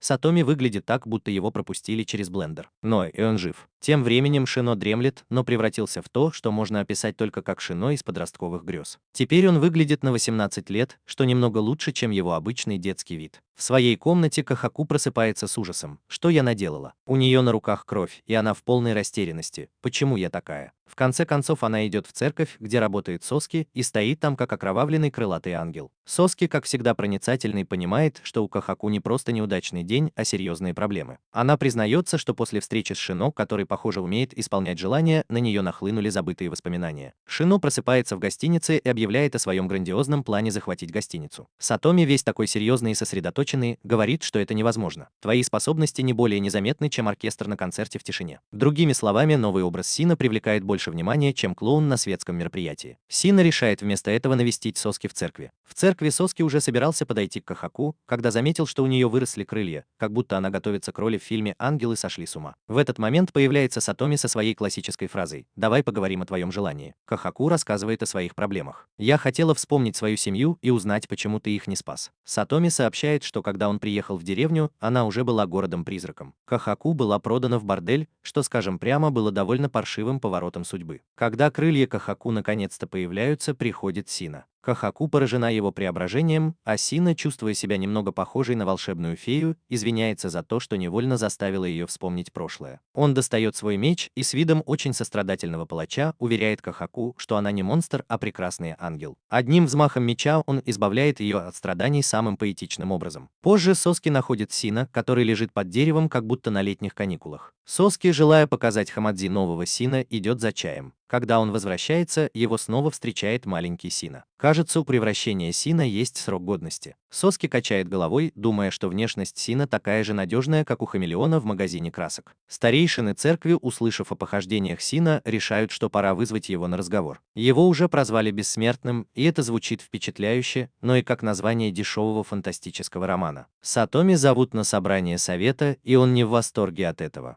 Шино тем временем все еще приходит в себя после драмы последних дней. Он просыпается, потягивается и решает прогуляться по городу, почему бы и нет. Во время своей спокойной прогулки он встречает в переулке тень Соски, которая, похоже, подрабатывает уличным артистом. Тень отводит Шино в сторону и начинает говорить что-то очень странное. Он говорит, что они по сути один и тот же человек, только с некоторыми различиями в характере. Он даже упоминает некоторые личные воспоминания, которые известны только Соске. Шино понимает, что у тени Соски тоже есть воспоминания. Тень признается, что он ходил по магазинам, покупая части тела, глаз Кахаку, сердце Касана. В общем, собирал полный набор жутких хэллоуинских атрибутов. Он обнимает Шино и незаметно что-то вытаскивает из его кармана. Позже Шино догоняет Соски и расспрашивает его о тени, о которой упоминал Соски. К удивлению Шино, Соски вспоминает их и становится очень эмоциональным, как будто только что узнал, что его любимое телешоу заканчивается. Они возвращаются в отель, где лисы рассказывают им подробности. Какие-то люди из церкви пытались схватить Шино, но Канами их отпугнула. Лисы также упоминают, что Сатоми находится в штаб-квартире церкви, возможно, замышляя что-то коварное. Тем временем Хамаджи уже там, в штаб-квартире церкви, и не подозревает, что она приманка в ловушке, предназначенной для того, чтобы заманить Шино. Шино и Соски, понимая это, направляются в церковь. Дух собака Сатоми Яцуфуса присоединяется к ним и сообщает, что всех не пускают внутрь. Мурасами, как всегда, рвется вперед, сметая все на своем пути, словно это бумага. Глава церкви, мастер Финиган, совершенно невозмутим и даже посмеивается над происходящим, явно наслаждаясь драмой, словно это мыльная опера. Внутри Канами и Хамадзи пытаются сохранять спокойствие, когда барьер падает. Канами предупреждает, что ангел-хранитель церкви Лилит вот-вот появится. Очевидно, Лилит настолько устрашающая, что даже божественные существа обходят ее стороной. стороной. Это все равно, что объявить, что вышибала в церкви мифическое существо с очень вспыльчивым характером. Шино натыкается на Лилит, которая ищет с кем бы подраться. Атака Лилит похожа на ураган, но Шино удается отбиться от нее своим мечом. Лилит ошеломлена. Она не ожидала, что кто-то действительно сможет ей противостоять. Шино пытается быстро сбежать, но Лилит ловит его с помощью магии. Однако Шино использует классический трюк с дымовой завесой и находит Сатоми. Сатоми впечатлен тем, что Шино удалось выбраться целым и невредимым, хотя Шино уверен, что был на грани сердечного приступа. Лилит догоняет Сатоми, спрашивает, не видел ли он Шино. Сатоми, сохраняя спокойствие, говорит, что нет, и использует яхту, чтобы скрыть запах Шино. Лилит, сбитая с толку, не может понять, где прячется Шино. Затем появляется мастер Финниган и говорит Лилит, чтобы она не переживала, потому что они обязательно встретятся снова. После этого Шино и Соски спасают Хамадзи и быстро уходят. Вернувшись в гостиницу, ребята понимают, что у них у всех есть камень, что равносильно тому, что они узнали, что все это время были частью тайного клуба. Шино идет проверить свой камень, но обнаруживает, что его нет. Он вдруг понимает, что тень, должно быть, забрал его во время их встречи в переулке. В конце сезона таинственный женский голос рассказывает историю о 8 драгоценных камнях. Оказывается, давным-давно принцесса Фьюз собрала 8 воинов, чтобы сразиться со злой Тамазусой. Все они погибли, но оставили после себя камни, наполненные желанием Фьюз вернуться. Женщина, которая рассказывает эту историю, никто иная, как подруга Тени с крыши, и она главная рассказчица этой странной саги. После безумных приключений первого сезона мастер Финниган решает неожиданно навестить Сатоми и ее команду. Когда появляется очень уважаемый церковный деятель, вы сразу понимаете, что у него есть план. Оказывается, он ждал заказанные куклы, и, конечно же, теперь Сатоми должна их найти. Как настоящий босс,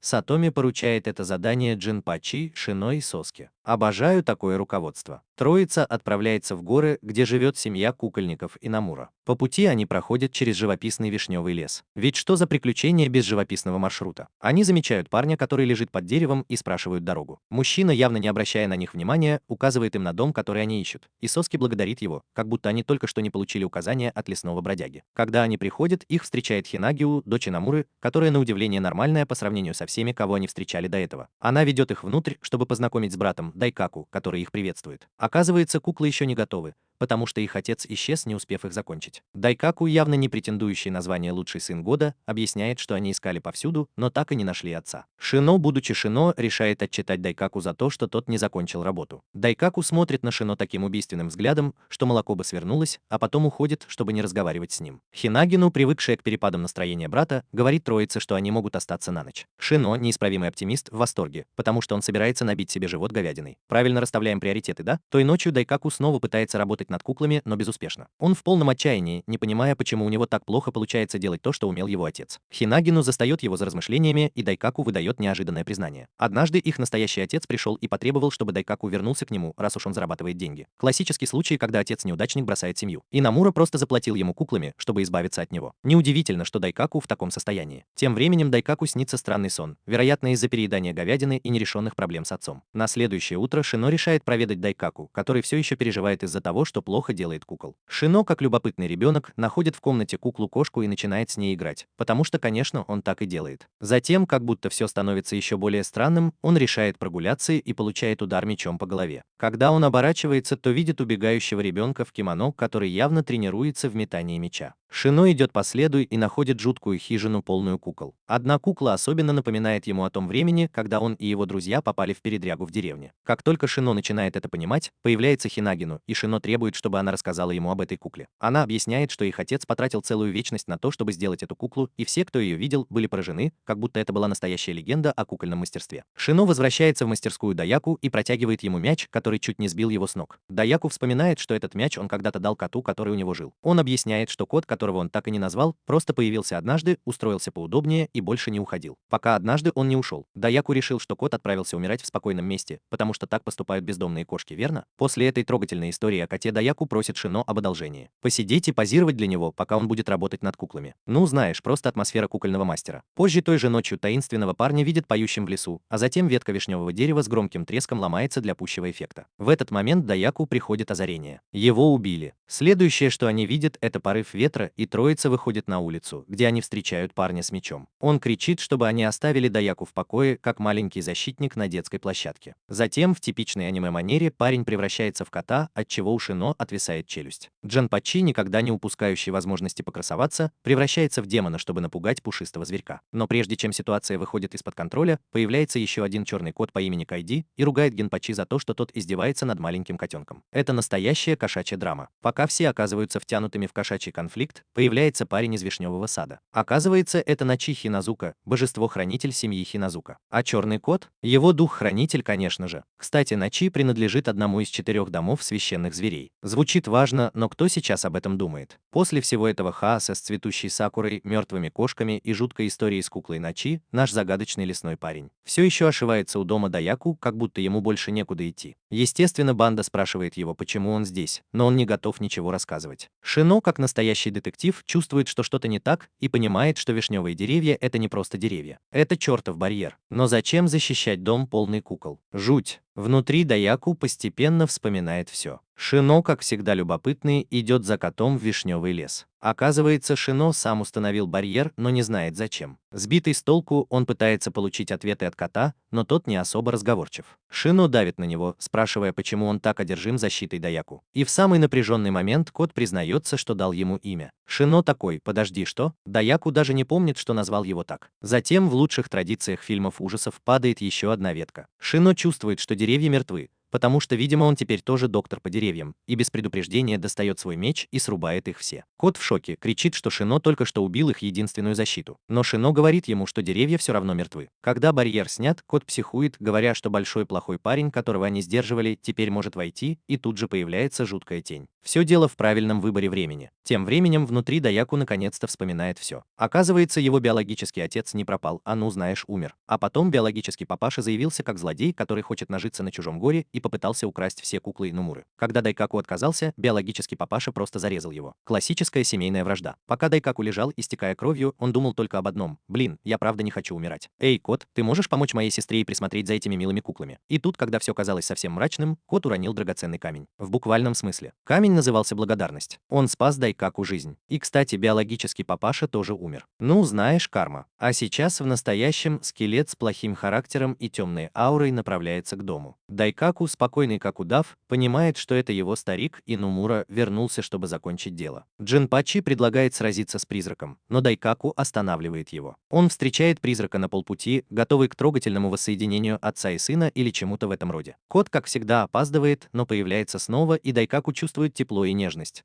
потому что, конечно, его кошачий друг никогда не пропускает драматические моменты. В середине разговора по душам с призраком Дайкаку уже собирается поменяться с ним местами, но тут кот совершает героический поступок и съедает призрака, жертвуя собой. Смелый котик. Дайкаку наконец-то называет кота Нори. И тут начинается трогательная сцена. На следующий день Шино убеждает Дайкаку перестать хандрить и вернуться к изготовлению кукол. Тем временем Сатоми сходит с ума, потому что Шино все еще не вернулась, а Канами не может удержаться от шуток. Позже Начи наконец-то все рассказывает. Оказывается, мастер Финниган изначально послал его за куклами, но он застрял здесь на несколько месяцев, потому что его кот Кайди боялся разлуки и не хотел покидать эти спокойные горы. Кто бы его осудил? Кому захочется возвращаться к лисам и божествам? Тут появляется яхта, верный дух пес Сатоми, а значит и сам Сатоми где-то неподалеку. Шино, не теряя времени, тащит Сатоми в жутковатый сарай, чтобы показать ему одну куклу. Сатоми сразу понимает, что к Шино возвращаются воспоминания, а это очень плохо. Поэтому в классическом стиле «ничего не вижу, ничего не слышу» Сатоми применяет джедайский трюк, проводя рукой по лицу Шино, отчего тот теряет сознание. Когда Шино приходит в себя, он уже ничего не помнит о кукле. Отличный ход Сатоми. Сатоми несет Шино обратно в дом, и Дайкаку, увидев это, вдохновляется. Забудь о прошлом, пора создать идеальную куклу. Он замечает, что камень благодарности светится в его руке. Тем временем Сатоми и Начи идут в сарай, чтобы осмотреть куклу. Сатоми объясняет, что кукла — это копия принцессы Фьюз, легендарной жрицы, которая теперь символизирует несчастье. Неудивительно, что Сатоми хранит воспоминания Шино в секрете. На следующий день Дайкаку дарит Сатоми готовую куклу, завернутую и готовую к отправке. И вот кульминация. Кукла Дайкаку — это точная копия Сатоми, несущего Шино на спине, увековечивая этот неловкий, но трогательный момент в виде куклы. Когда они собираются уходить, Дайкаку сообщает важную новость. Он тоже переезжает в столицу. Шино замечает духа Наро на плече Дайкаку, что доказывает, что даже после смерти кот все еще помогает Дайкаку. Когда Финнеган наконец-то получает в руки куклу, он открывает ее и видит, что внутри сидит Сатоми. У Сатоми гениальная идея – разделить и победить. Он дает Шино и Соске разные задания. Бедный Шино застрял с миссией учить детей в церкви читать и писать. Конечно, Шино не в восторге. Он предпочел бы быть где угодно, только не здесь. Особенно после того, как он понимает, что задача Соски связана с крысами. Полный провал. Поэтому Шино неохотно идет в церковь, мысленно готовясь к хаосу, и он оказывается прав. Дети – маленькие бунтари, возглавляемые бесстрашным лидером Ацуши, главным нарушителем спокойствия. Вместо того, чтобы учить, Шино проводит утро, наблюдая, как они выбегают из класса, словно на соревнования по бегу. Он не пытается их догнать. Пусть бегут. Но когда Шино уже собирается уходить, он чувствует, что кто-то его зовет. Оказывается, что одна девочка, Кахо, все еще здесь. У нее очень выразительные и загадочные глаза, и она просит Шино почитать ей книгу. Позже в тот же день Шино рассказывает Соске о странных, завораживающих глазах Кахо, и Соске раскрывает правду: Кахо слепа. Но несмотря на это, она очень любит сказки. Соске рад, что она открылась Шино,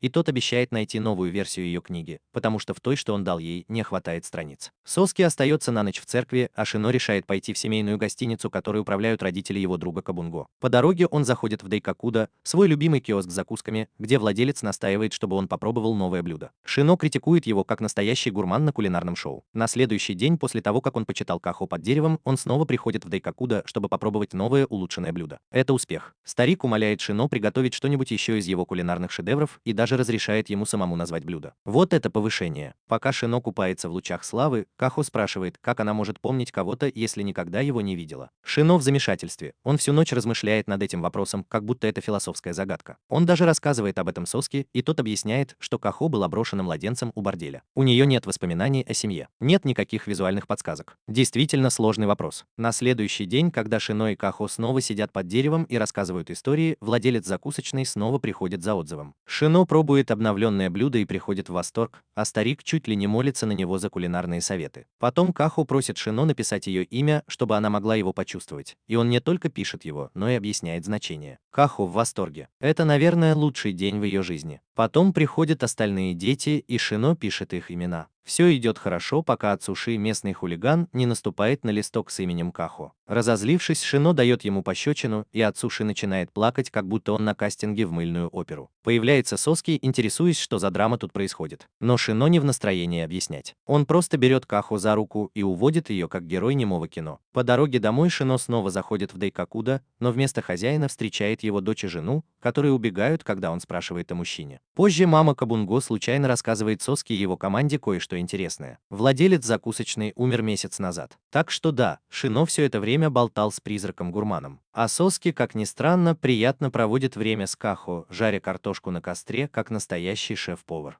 После того, как Кахо уходит, Соски зачем-то сует руку в огонь, как будто это обычное дело. А Сукина, понятное дело, в ужасе отдергивает руку и спрашивает, что с ним не так. Соски пожимает плечами и говорит, что перестал чувствовать боль 5 лет назад и теперь невероятно быстро выздоравливает. Ничего особенного, просто обычное супергеройское откровение. Через несколько дней Соски устраивает вечеринку для детей в церкви, чтобы отпраздновать дни рождения Кахо и Ацуши. Пока все наслаждаются едой на улице, Шино уводит Кахо внутрь, чтобы научить ее новым словам. Вскоре к ним присоединяется Ацуши с кусочками торта и в редкий момент порядочности спрашивает у Шино, что означает его имя. Шино, как всегда, подразнивает его, говоря, что это значит «внимательный человек», и лукаво намекает, что Ацуши не оправдывает свое имя. Ацуши, возможно, начинает взрослеть, извиняется за то, что был немного вредным. После вечеринки Соски и Шино прощаются, а все дети выходят, чтобы помахать им на прощание. Кахо, однако, задерживается и натыкается на тень Сасука. Только это не Сасука. У этого парня такой же голос, но руки гораздо теплее. Оказывается, у тени Соски есть имя – Оу. Начи возвращается в столицу и заходит в покои Сатоми, готовый поделиться горячими сплетнями. Он начинает рассказывать о таинственном человеке, который бродит по городу и уничтожает духов, как будто это его подработка. Похоже, все это происходит в деревне, где, по словам местных жителей, виновник всего этого размахивает мечом и сверкает жуткими золотыми глазами. Не успевает Начи закончить, как в комнату врывается Шино, будто только что услышал самую интересную сплетню года. Он уже знает, кто стоит за всей этой историей с духами, и ему нужны подробности. Тем временем Канами врывается со своей собственной сенсацией, рассказывая об еще одном инциденте с охотой на духов в Мусаси. Деревня, которая превратилась в руины, где обитают призраки. По слухам, их местное божество было убито. Шино решает, что пора посетить эту разрушенную деревню. Он, конечно же, уверен, что за всем этим стоит Ао. Тем временем военные отправляют Джинпачи расследовать ситуацию. Очевидно, это то, что нужно в этой сверхъестественной неразберихе. Джинпачи направляется в храм и встречает Джану, которая мимоходом упоминает, что у божества деревни две жизни, как у какого-то божественного кота. Одна жизнь запечатана в храме. Ничего особенного. Вскоре после этого в город приезжают Шино, Соски и Кабунго, и Джинпачи встречает их на вокзале, как будто проводит экскурсию. Еще до того, как они покидают вокзал, Шино наклоняется к Джинпачи и просит его молчать об Ао и каком-то таинственном камне. Ничего подозрительного.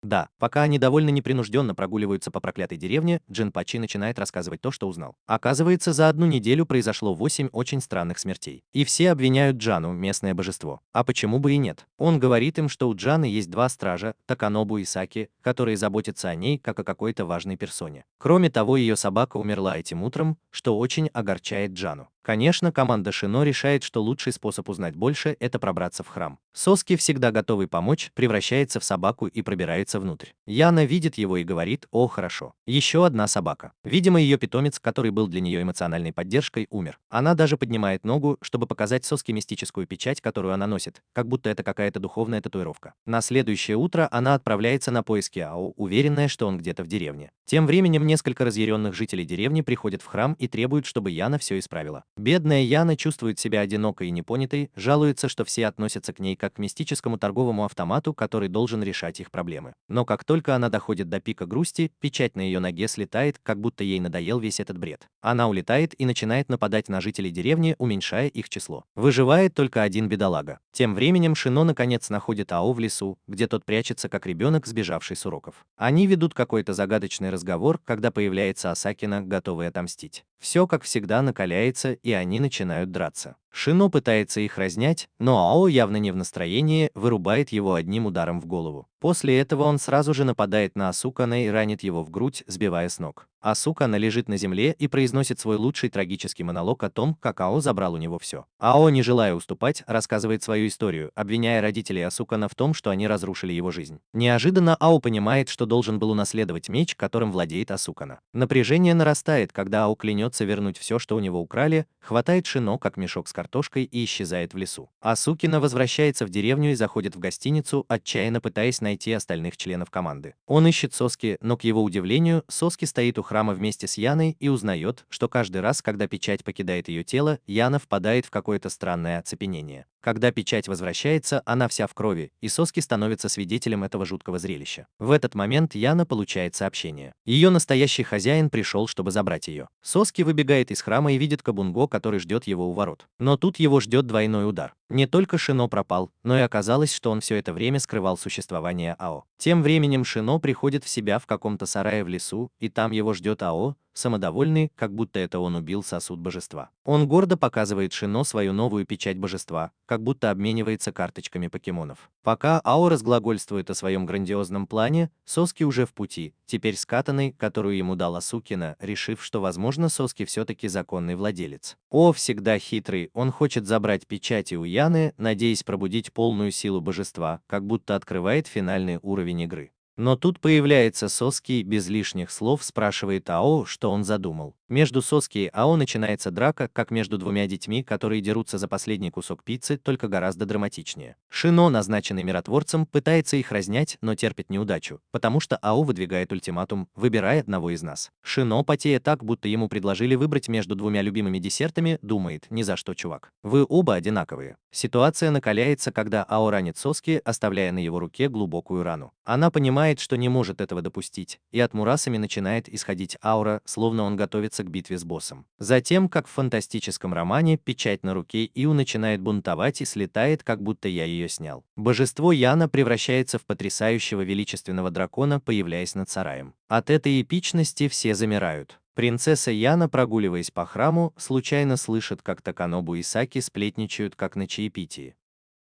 Оказывается, печать на ее ноге ответственна за все убийства в деревне. У принцессы Яны отвисает челюсть. Подождите, я в этом замешана? Она пугается и убегает, но натыкается прямо на Генпачи. В лесу дракон Яна рассказывает Шино и Соске, что они с его второй половиной были одним целым, пока люди, как обычно, не разделили их. Одну половину заточив в оленя, а другую запечатав в человеческом храме. Естественно, они оба устали от такого заточения. Вторая половина Яны даже начинает переживать. Тем временем принцесса Яна в храме переживает настоящий экзистенциальный кризис. Она готова сдаться, чувствуя вину за то, что натворила Яна внутри нее. Шино и Соски, выслушав душераздирающую историю Яны, решают, что пора заканчивать. Шино, словно поглощая бонусы в видеоигре, поглощает Яну в свою другую руку. Команда возвращается в гостиницу, где они понимают, что рана Соски гораздо серьезнее, чем они думали. Тем временем Ао раскрывает свой не очень оригинальный план – поглотить как можно больше духовной силы, чтобы стать верховным духом, соперничая с Мурасами. Классический злодейский ход. Джинпачи заходит к Шино, чтобы попросить его сопроводить его завтра в храм. Вероятно, потому что там будет еще больше драмы, и он не хочет это пропустить. Таканобу и Саки тем временем в панике, беспокоясь, что принцесса Яна не будет готова к своему большому оракульному событию на следующий день. Она хандрит с тех пор, как узнала, что косвенно виновата в череде убийств. В своей комнате принцесса Яна устраивает вечеринку жалости, думая о том, что люди заботятся о ней только из-за божества, живущего в ее теле. На следующее утро наступает время шоу. Жители деревни собираются на оракульное событие, и Шино приходит в храм. Он болтает с Таканобу, когда вбегает Саки и говорит, что у них проблема. Они бегут в покой принцессы Яны, где находят ее в ужасном состоянии. Шино, словно психотерапевт в фантастическом мире, спрашивает, чего она на самом деле хочет. Но принцесса Яна, вечно сомневающаяся, снова меняет свое решение. Она говорит Таканобу и Саки, что все еще готова выполнять свои обязанности, несмотря ни на что. Эти двое, рыдая как в мыльной опере, умоляют ее не сдаваться, потому что она для них как сестра. Шино со связанными руками говорит Генпачи, что ничего не сможет сделать, если принцесса Яна не выразит свое желание. Соски, видя, что происходит, понимает, что ей было тяжело признаться, что она просто хочет быть обычным человеком. Она всегда несла на себе бремя божественности. Несмотря на это, принцесса Яна выходит к жителям деревни, которые собрались у ворот и ждут, когда она исполнит их желание. Конечно, жители тут же начинают кричать на нее, как будто она сотрудник службы поддержки клиентов, и они слишком долго ждут. Они хотят, чтобы она остановила убийство, а не просто стояла там, выглядя загадочно. Яна внутри нее снова начинает терять самообладание, но Генпачи превращается в демона и как супергерой уносит ее в небо. Там он спрашивает ее, чего ты на самом деле хочешь. Принцесса Яна наконец признается, что все, чего она хочет, это быть просто Яной без божественного бремени. Именно этого и ждал Джинпачи. Он переносит ее прямо к Шино, который говорит: «Хорошо, желание исполнено». Шино освобождает Яну внутри себя, и Яна внутри принцессы Яны делает то же самое. Две Яны воссоединяются как старые друзья на встрече выпускников, и чешуя на принцессе Яне исчезает. Яна, которая только что присоединилась к ним, уставшая, как всегда, просит места, где можно отдохнуть. Естественно, они хотят, чтобы Шино стал их новым сосудом, но он говорит: «Извините, у меня уже есть Мурасами». Затем, к удивлению, Шино зовет Ао, предлагая ему стать новым сосудом для Яны. Ао, всегда готовый к хаосу, соглашается на эту роль, но не раньше, чем пригрозит Шино, что однажды тот отплатит ему за услугу. Он даже угрожает убить Соски, но Шино говорит: «Нет, не получится, приятель». Тем временем Соски наконец-то узнает, что Ао украл его камень,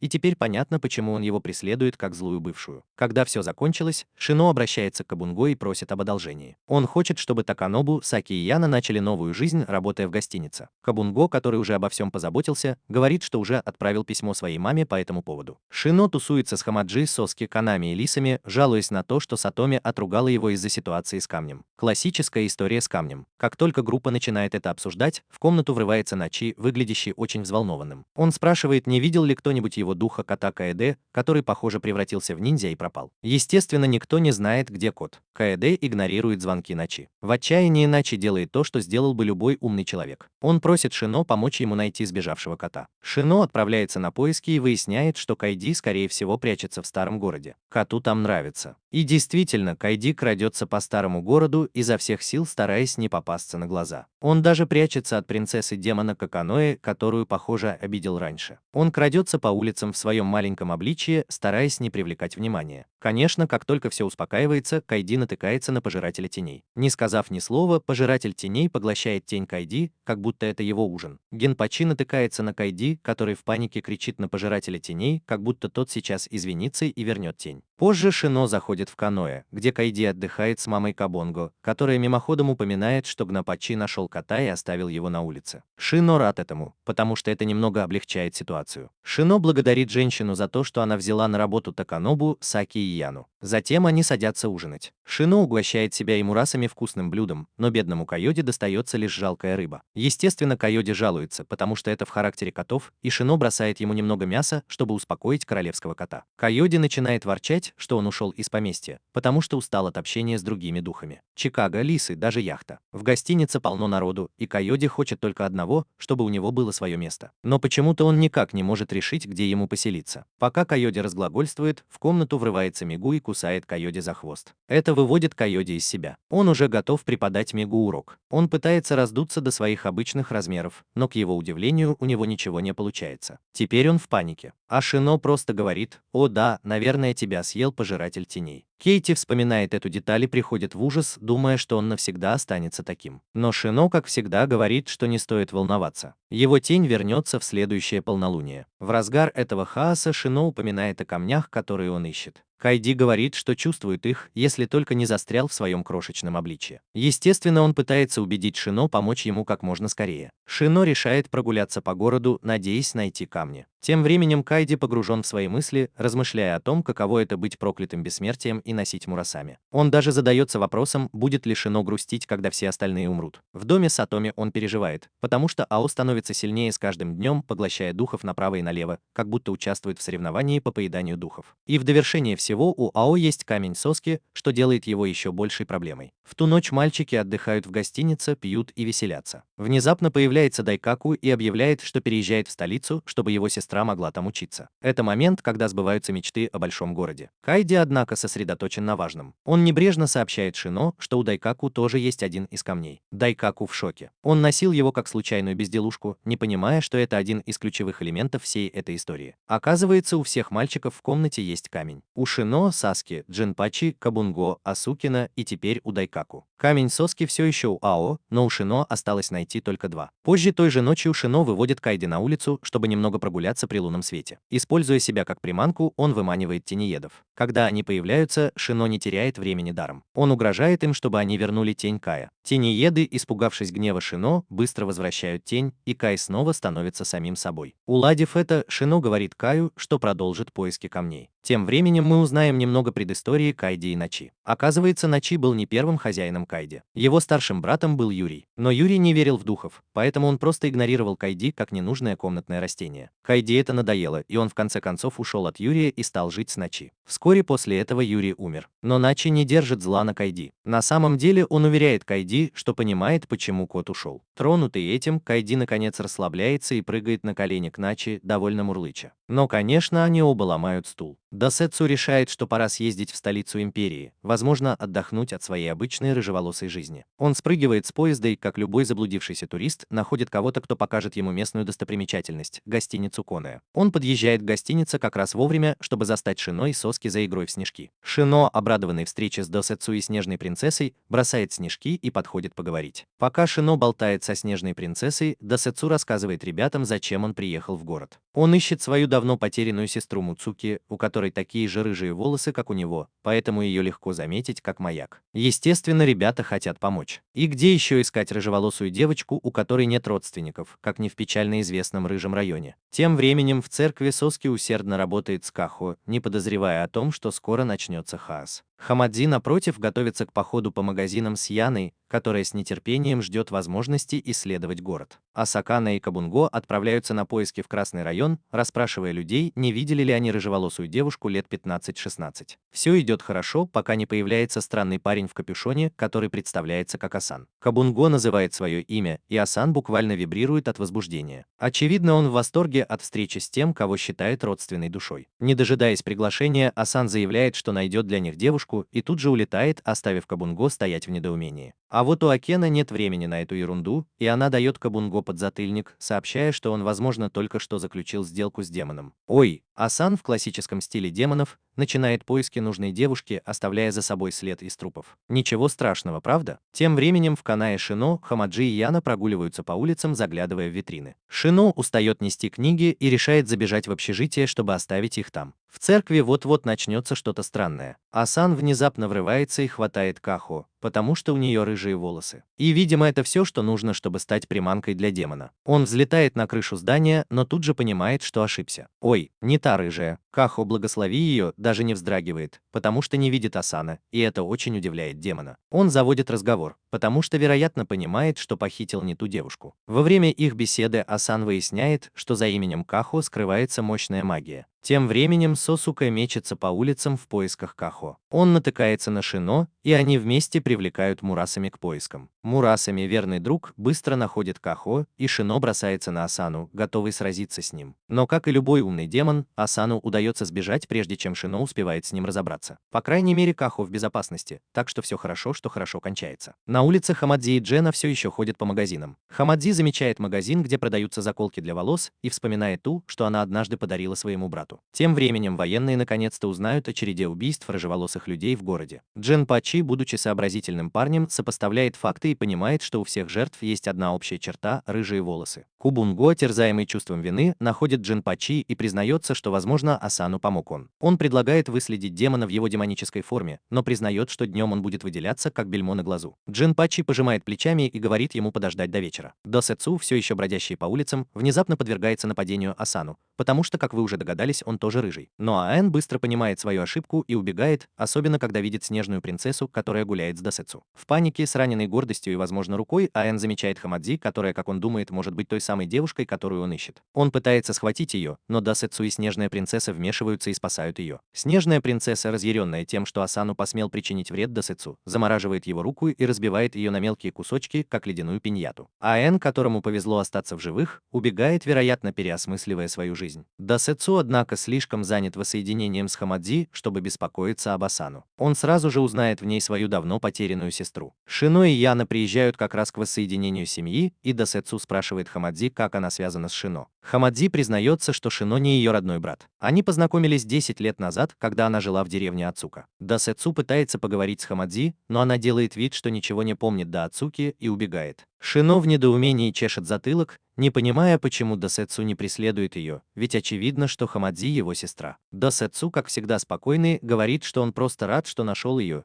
и еще больше рад, что она довольна своей жизнью. Но она понимает, что это не так, и напоминает ему, что он хотел снова увидеть свою сестру. Досэцу наконец-то все понимает и бросается за Хамадзи. Он догоняет ее и протягивает заколку, которую она подарила ему много лет назад, и говорит, что всегда дорожил ею. Затем он сообщает, что открывает магазин в столице, чтобы чаще видеться с ней. Хамадзи, растроганная до слез, признается Шино, что на самом деле помнит, что Досэцу ее брат, но не хотела говорить с ним раньше, потому что думала, что забыла об их обещании. Позже той же ночью Кабунго превращается в демона и выслеживает Эна, который все еще жалуется на отсутствие руки. Без колебаний Кабунго съедает Эна в отместку за весь причиненный им хаос. Больше никаких летающих демонов. Позже мальчики собираются в гостинице, чтобы немного повеселиться. Среди смеха и выпивки они узнают, что у Досэцу тоже есть драгоценный камень, и теперь их 7. Осталось найти еще один. Сатоми сообщает об этом Шино. Год назад мальчик из деревни Акура пропал, когда собирал корни колокольчиков для своей больной мамы. Но вот неожиданность, он вернулся и, кажется, ни капли не постарел. И ведет себя очень странно. Сатоми, естественно, хочет, чтобы Шино отправился в деревню и разобрался с этим мальчиком-колокольчиком. Шино и Соски, которые никогда не отказываются от приключений или странных побочных квестов, отправляются в деревню. По прибытии Шино сразу же зачисляют в местную начальную школу, потому что почему бы не замаскировать сыщика под новенького. Учитель представляет его классу, отмечая, что он из столицы империи, что очевидно делает его круче всех в классе. Шино садится рядом с старостой класса Синобу, у которой, кажется, совсем нет энергии. Шино, будучи детективом, сразу замечает Акихика, мальчика, которого он должен проверить, сидящего в дальнем конце класса. У ребенка побелели волосы, и он явно не хочет ни с кем разговаривать. Синобу замечает интерес Шино и рассказывает ему. Это Акихика. Он, по сути, деревенский призрак. Не разговаривает, не ест, белые волосы. Настоящая звезда класса, конечно же. Шино и Соски останавливаются в гостинице Какие, которой управляет пожилая женщина по имени Тай, которая, как ни странно, оказывается бабушкой Синобу. Все очень уютно, за исключением того, что вокруг Акихика начинают происходить происходить странные вещи. Например, во время урока цветы буквально прилипают к окну рядом с ним, но никто больше этого не замечает. Шино думает, что это становится еще более странным. Позже, вернувшись в гостиницу, Шино и Соски обсуждают произошедшее. Соски делится пикантными сплетнями. Тай предупреждает его, что в горах возле деревни, как известно, пропадают дети. Ну, знаешь, обычное дело похищения в горах. А у Акихико дома не все гладко. Его отец сходит с ума, потому что Акихико не разговаривает с ним с тех пор, как вернулся. Бедный парень только пьет воду и смотрит в одну точку, пока отец кричит на него. Ой, у Акихико серьезные проблемы с мамой. Он сожалеет, что никогда не говорил ей, что на самом деле не ненавидит ее, а только болезнь, которая разрушила ее жизнь. На следующий день Шино спрашивает Синобу, почему он не отходит от Акихико ни на шаг. Синобу объясняет, что парень странно себя ведет, когда остается один. Это еще мягко сказано. Синобу уходит в комнату для дневников, оставив Шино присматривать за Акихико. И снова странности. Из земли внезапно появляются растения и пытаются схватить Акихико. Но он сопротивляется, и растения исчезают. Тем временем в гостинице появляется знакомое лицо. Чудай, монах, с которым Шино и Соски познакомились в поезде. Чудай в шоке, увидев их, и сразу же начинает кричать на Тая, чтобы тот выгнал их. Но Тай не собирается этого делать. В основном потому, что они здесь по приказу Сатоми. Разочарованный Чудай решает перейти к пассивно-агрессивным действиям и начинает развешивать талисманы по всему дому. Она понимает, что он делает, но Синобу уверяет его, что Чудай на самом деле хороший парень. Оказывается, Чудай однажды спас жизнь Синобу и с тех пор присматривает за ним как заботливый дядя-талисман. Тем временем мама Акихико, которая уже давно находится в клинике, наконец решает навестить своего молчаливого сына. Она направляется домой, а Шино, Соски и Синобу идут в горы. Потому что у Шино есть теория. Он уверен, что Акихико отправился в горы за колокольчиками, которые, как говорят, обладают целебной силой и могли бы помочь его больной маме. Они спрашивают у Синобу дорогу, и тот небрежно отвечает, что просто осматривает цветы. Ничего особенного. Вернувшись домой к Акихико, его мама застает сына на заднем дворе, где он просто сидит и ничего не делает. Холодно, но ему все равно. Он сидит там, как обычный призрак. В горах Синобу, Соски и Акихико обнаруживают, что колокольчики цветут. Странно, ведь сейчас явно не сезон колокольчиков. Цветы что-то шепчут, говорят о каком-то обещании. Ладно, конечно. На заднем дворе Акихико наконец-то впервые за долгое время говорит, обнимает маму и говорит, что очень рад ее видеть. Его отец присоединяется к ним, чтобы обнять всех, почему бы и нет. Акихико спрашивает о ее болезни, и она уверяет его, что теперь все в порядке. Больше никаких цветов не нужно, спасибо большое. Пока колокольчики шепчут в горах, Акихико, все еще обнимая маму, превращается в пыль. Пуф. Только что он был здесь, а в следующую секунду уже развеивается на ветру. Синобу, Соски и Акихико находят его тело, покрытое пылью среди колокольчиков. Цветы говорят, что последним желанием Акихико было послать маме цветы. Думаю, его желание исполнилось. После того, как Акихико превратился в пыль, Синобу, Соски и Акихико возвращаются в гостиницу. Синобу сразу же вырубается на неделю, что было бы странно для большинства людей, но, видимо, не для Тая и Чудая. Для них это обычное дело. Однако даже они признают, что неделя сна – это его личный рекорд. Когда Синобу наконец просыпается, его первые слова, как и ожидалось, «Я умираю с голоду». После целой недели сна и перекуса, Синобу решает, что пора принять ванну, и направляется к источнику, где встречает Шино. Пока они отмокают, Шино рассказывает ему сногсшибательную новость, которую узнал от местных школьниц. Оказывается, Синобу пропал без вести, как и Акихико. И представь себе, Синобу на самом деле 22 года, и это просто невероятно для Шино, потому что парень выглядит так, будто он все еще учится в средней школе. Оказывается, Синобу пропал в горах в возрасте 6 лет, и только через 10 лет его нашел Чудай. Но парень ничего не помнит. Должно быть, это были очень спокойные 10 лет в дикой природе. Но погоди, это еще не все. Шино замечает, что у Синобу такое же загадочное родимое пятно, как и у остальных. Шино начинает складывать кусочки головоломки вместе, но делает вид, что ему все равно. Он как бы невзначай спрашивает о камне. Типа: «О, кстати, ты что-нибудь знаешь о магических камнях?» Тем временем в лесу местный хулиган Оу разрушает барьер, который должен был остановить Тенгу, потому что, видимо, это его любимое занятие. Позже той же ночью Чудай рассказывает Шино жуткую историю у костра. Ходят слухи, что Тенгу в горах похищает грустных детей, и, видимо, Синобу был в этом списке, потому что не знал, кто его отец. 16 лет назад его мать нашли мертвой в лесу, и Синобу тоже исчез. Чудай в конце концов нашел его и стер из его памяти все жуткие воспоминания о том, что происходило на той стороне. Но вот в чем дело. Тенгу фактически усыновил Синобу и вырастил его как странного лесного ребенка. И как только все переварили эту информацию, Синобу встает посреди ночи, выходит на улицу и оказывается в окружении птиц. Ой, появляется дух-единорог по имени Нацумы, потому что почему бы и нет? Тенгу тоже появляется и уносит Синобу, заявляя, что теперь она принадлежит ему. «Я вырастил ее, а люди бросили». Начинается спасательная операция. Шино, Сосука и Чудай бросаются за Тенгу, но натыкаются на препятствия. Волшебный барьер преграждает им путь. Мурасами собирается показать, как можно разрушить барьер, но тут появляется сова и говорит: «Эй, ребята, я здесь по другому делу. Кстати, принцесса скоро проснется, так что удачи вам в поисках драгоценности». На горе у Синобу начинается флешбэк. Он вспоминает, что Кацу, один из Тенгу, отдал половину своей жизненной силы, чтобы спасти его. Синобу также узнает, что Кацу уже мертв. И это, конечно, печально. Спасательная операция в гостинице проваливается. Чудай падает со скалы. К счастью, он выживает, но у команды нет другого выбора, кроме как отвезти его домой. Тэ, как всегда прагматичная, говорит Чудаю, чтобы он успокоился и перестал преследовать Синобу. По ее словам, Тенгу всегда приходил за ним. Оказывается, мать Синобу была немного странной, и Тэ нашла письмо, в котором говорилось, что отцом ребенка Синобу был никто иной, как Тенгу. У Синобу кровь Тенгу. Сюрприз. На горе Хадзуки еще один Тенгу дает Синобу надежду, говоря, что Кагацу не совсем мертв.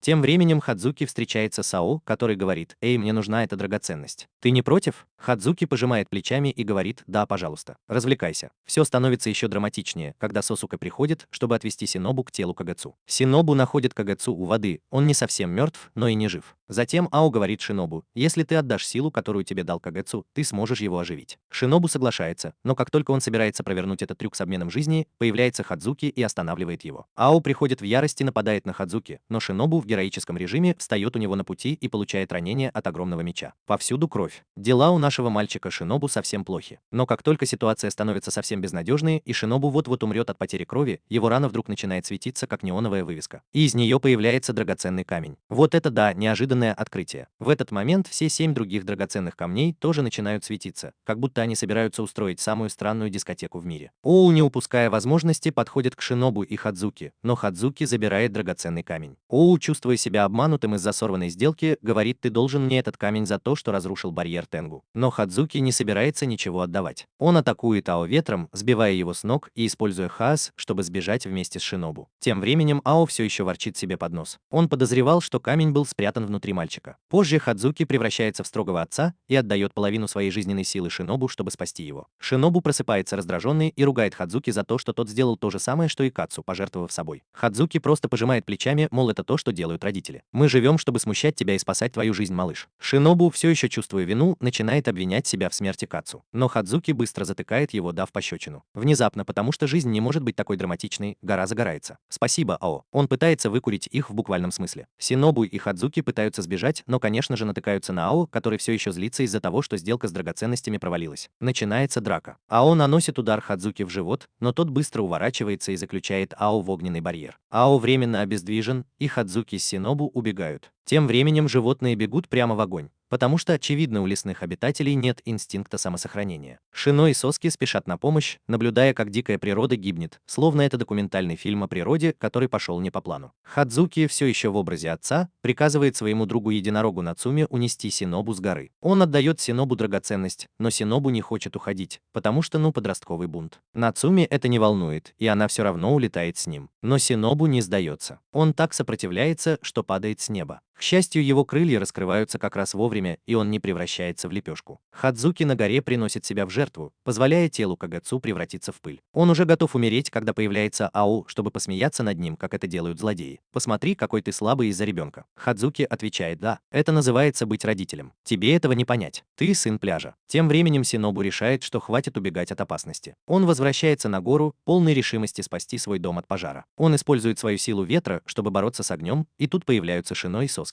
Шино, который никогда не упускает возможности для эффектного объединения, хватает Мурасами и активирует свои способности вызывать дождь. Сейчас ветер и дождь помогают нам потушить пожар. Когда пламя утихает, появляется Нацуми, очень довольная тем, что Шинобу не погиб в огне. Шинобу и Нацуми поднимаются на гору в поисках Хадзуки, но находят только лужу красной жидкости. Шинобу предполагает худшее и начинает горевать, убежденный, что потерпел неудачу. Шино, как всегда, оптимистично напоминает ему, что по крайней мере он спас гору со всеми ее странными саморазрушающимися животными. Это ведь что-то значит, верно? Ао тащит тело Хадзуки к принцессе. Каким-то образом Хадзуки теперь находится в том же состоянии, что и Кагацу, и это, видимо, обычное дело для Тенгу. Ао, потирая ушибленное эго, жалуется, что не получил драгоценный камень, но принцесса спокойно уверяет его, что план все еще в силе. В конце концов, у них все еще есть один недостающий камень, и он у них в руках. Вернувшись в деревню, Шинобу решает присоединиться к Шино и Соске в их поисках Ао. У него есть камень, и теперь они собрали все 8 камней. Это большая победа для команды. Но как только они собираются покинуть гору, Соски замечает что-то странное. Он ничего не видит левым глазом. Вместо того, чтобы сказать об этом, он просто отмахивается, потому что не хочет, чтобы команда запаниковала. Трио наконец-то добирается до столицы, и хотя на первый взгляд все кажется нормальным, Шино не может избавиться от ощущения, что с Соски что-то не так. Это как когда ты знаешь, что твой лучший друг что-то скрывает, но не можешь понять, что именно. Они направляются в гостиницу Коне-Я, где остановится Синобу, и мальчики собирают свои драгоценные камни, как будто мы участвуем в какой-то странной фантастической видеоигре. Они начинают вспоминать сказку о 8 собаках и предполагают, что принцесса скоро проснется и исполнит их желание. Это что-то вроде волшебного джинна, только с большим драматизмом. Вот только есть одна маленькая проблема. Драгоценный камень Сасуки пропал, и Сина сразу же обвиняет во всем себя. Это классический приступ вины. Во время их небольшой перепалки Дайкаку становится драматичным и говорит: «Ребята, я хочу вам кое-что показать». Естественно, все ожидают чего-то крутого или полезного. Вместо этого Дайкаку снимает повязку на голове, открывая жуткий третий глаз на лбу. Подай сигнал к общему вздоху. Ром вспыхивает от отвращения, как будто они только что посмотрели фильм ужасов. Как будто ничего более странного быть не может, Дайкаку случайно использует этот новый третий глаз, чтобы контролировать Мигу и уничтожить нескольких пожирателей теней, ошивающихся поблизости. Мальчикам стало так интересно, что же это за глаз. Каканоэ тут же вмешивается с объяснениями. Это дурной глаз, и он может распознавать и уничтожать нечеловеческих существ. По-видимому, это явление, связанное с третьим глазом, обычно возникает у кошек. Естественно, все они винят Наро, потому что очевидно, что Наро общался не с теми кошками. После собрания Сасуки произносит классическую фразу «У меня есть дела» и отправляется в поместье. Появляется Асукина, который сразу же играет роль обеспокоенного друга. Он отводит Сина в сторонку, чтобы поболтать, и выдает несколько потрясающих фраз. У Сасуки серьезные проблемы. Он не видит левым глазом, а его левая рука онемела. Челюсть Сина практически отваливается от пола. Как же он раньше этого не заметил? Лампочка наконец-то зажглась. На ней повсюду написано имя Иу. Шино мчится в поместье как ракета, чтобы получить ответы. Тем временем в поместье Соски встречается с Сатоми. Соски рассказывает о 8 камне, о встрече с Ао и о загадочном упоминании принцессы, которая проснулась. Соски спрашивает, не говорит ли Ао о принцессе Фьюз, но Сатоми отвечает, что нет, это может быть Тамазуса. Пришло время для жуткой предыстории. Сатоми рассказывает Соски о Тамазусе, женщине, которая пришла в их страну с 2 сыновьями. Когда какой-то подозрительный чиновник требует одного из ее сыновей, она отдает младшего, который сюрприз погибает. Старший сын, убитый горем, кончает с собой. А у Тамазусы ничего не остается. Соски, расстроенный, сочувствует Тамазусе, потому что кто бы ни посочувствовал. После грустного рассказа Сатоми меняет тему и спрашивает о глазе Соски. Соски признается, что проблема с левым глазом началась неделю назад. Сатоми, обеспокоенный, предупреждает, что чем сильнее становится Ао, тем больше он будет забирать силы у Соски. Это плохие новости, потому что Шино точно разозлится, когда узнает. Соски, как ответственный человек, обещает все исправить, прежде чем Шино взорвется. Но знаете что? Шино уже на улице, кипя от злости. Он подходит к Соски и спрашивает, почему тот ему не сказал. Речь. Шино готов уйти и найти Ао, но Соски останавливает его, настаивая, что сам с этим разберется. На следующий день Шино сидит в своей комнате, когда приходит Чикаго и просит его составить компанию Аяне, пока она выздоравливает от простуды. Шино соглашается, но Аяне говорит, что все в порядке, лекарство Хамаджи творит чудеса. Они болтают о своих недавних приключениях, пока Чикаге, верный своей неловкой натуре, не решает, что пора уходить. Когда они уходят, Шино дает Аяне совет как старший брат. Он говорит, что ей нужно больше свободы. Она слишком долго была взаперти, и страх, что ей будет больно, не должен мешать ей жить. Тем временем Канами врывается к Соске, волнуясь, что Финниган все еще в поместье. Он почти умоляет Соске помочь избавиться от Финнигана, пока тот не загостился. Соске, как всегда надежный друг, соглашается и выпроваживает Финнигана за дверь. Просто еще один день из жизни. Шино идет извиниться перед Соске, но на лестнице сталкивается с Финниганом. Финниган, как всегда загадочный, небрежно бросает: «У тебя глаза твоей мамы». Этот случайный комментарий вызывает у Шино воспоминания. И бац! Он падает в обморок, уткнувшись лицом в пол. Канами и Соски отводят его в комнату. Шино снится сон, в котором он видит себя ребенком, держащимся за руку с кем-то, кто, возможно, его брат, а таинственная фигура поет стихотворение. Когда Шино просыпается, Сатоми спокойно заканчивает стихотворение за него. Шино спрашивает: «Подожди, откуда ты это знаешь?» Но вместо того, чтобы зацикливаться на этом, он спрашивает, откуда Финниган знает его маму. Сатоми, как всегда, отвечает: «Если не помнишь, значит так надо». Затем Сатоми выдает еще одну крутую фразу. Драгоценные камни выбирают своих владельцев и не дают им умереть, пока их предназначение не будет исполнено. Тогда Шино понимает. Драгоценный камень, который украл Ао, возможно, уже начал выбирать Ао вместо Соски. И тут же Соски падает в коридоре, его родимое пятно исчезает с тела и появляется на теле Ао. Ао, как всегда, самодовольно заявляет, что он еще не закончил. Он полон решимости забрать все, пока не будет удовлетворен. Соски срочно доставили в медпункт поместья. Он выглядел так, будто у него был тяжелый день на работе. Шино, чувствуя себя худшим другом на свете, винил себя за то, что забрал у Соски Соске камень. Сатоми сообщила важную новость. Душа Соски медленно уходила в мир мертвых, как будто он плохо провел отпуск. Шино выбежал из поместья и отправился на поиски Ао, чтобы вернуть камень. Тем временем Каканоэ встревожился из-за большого количества духов в столице,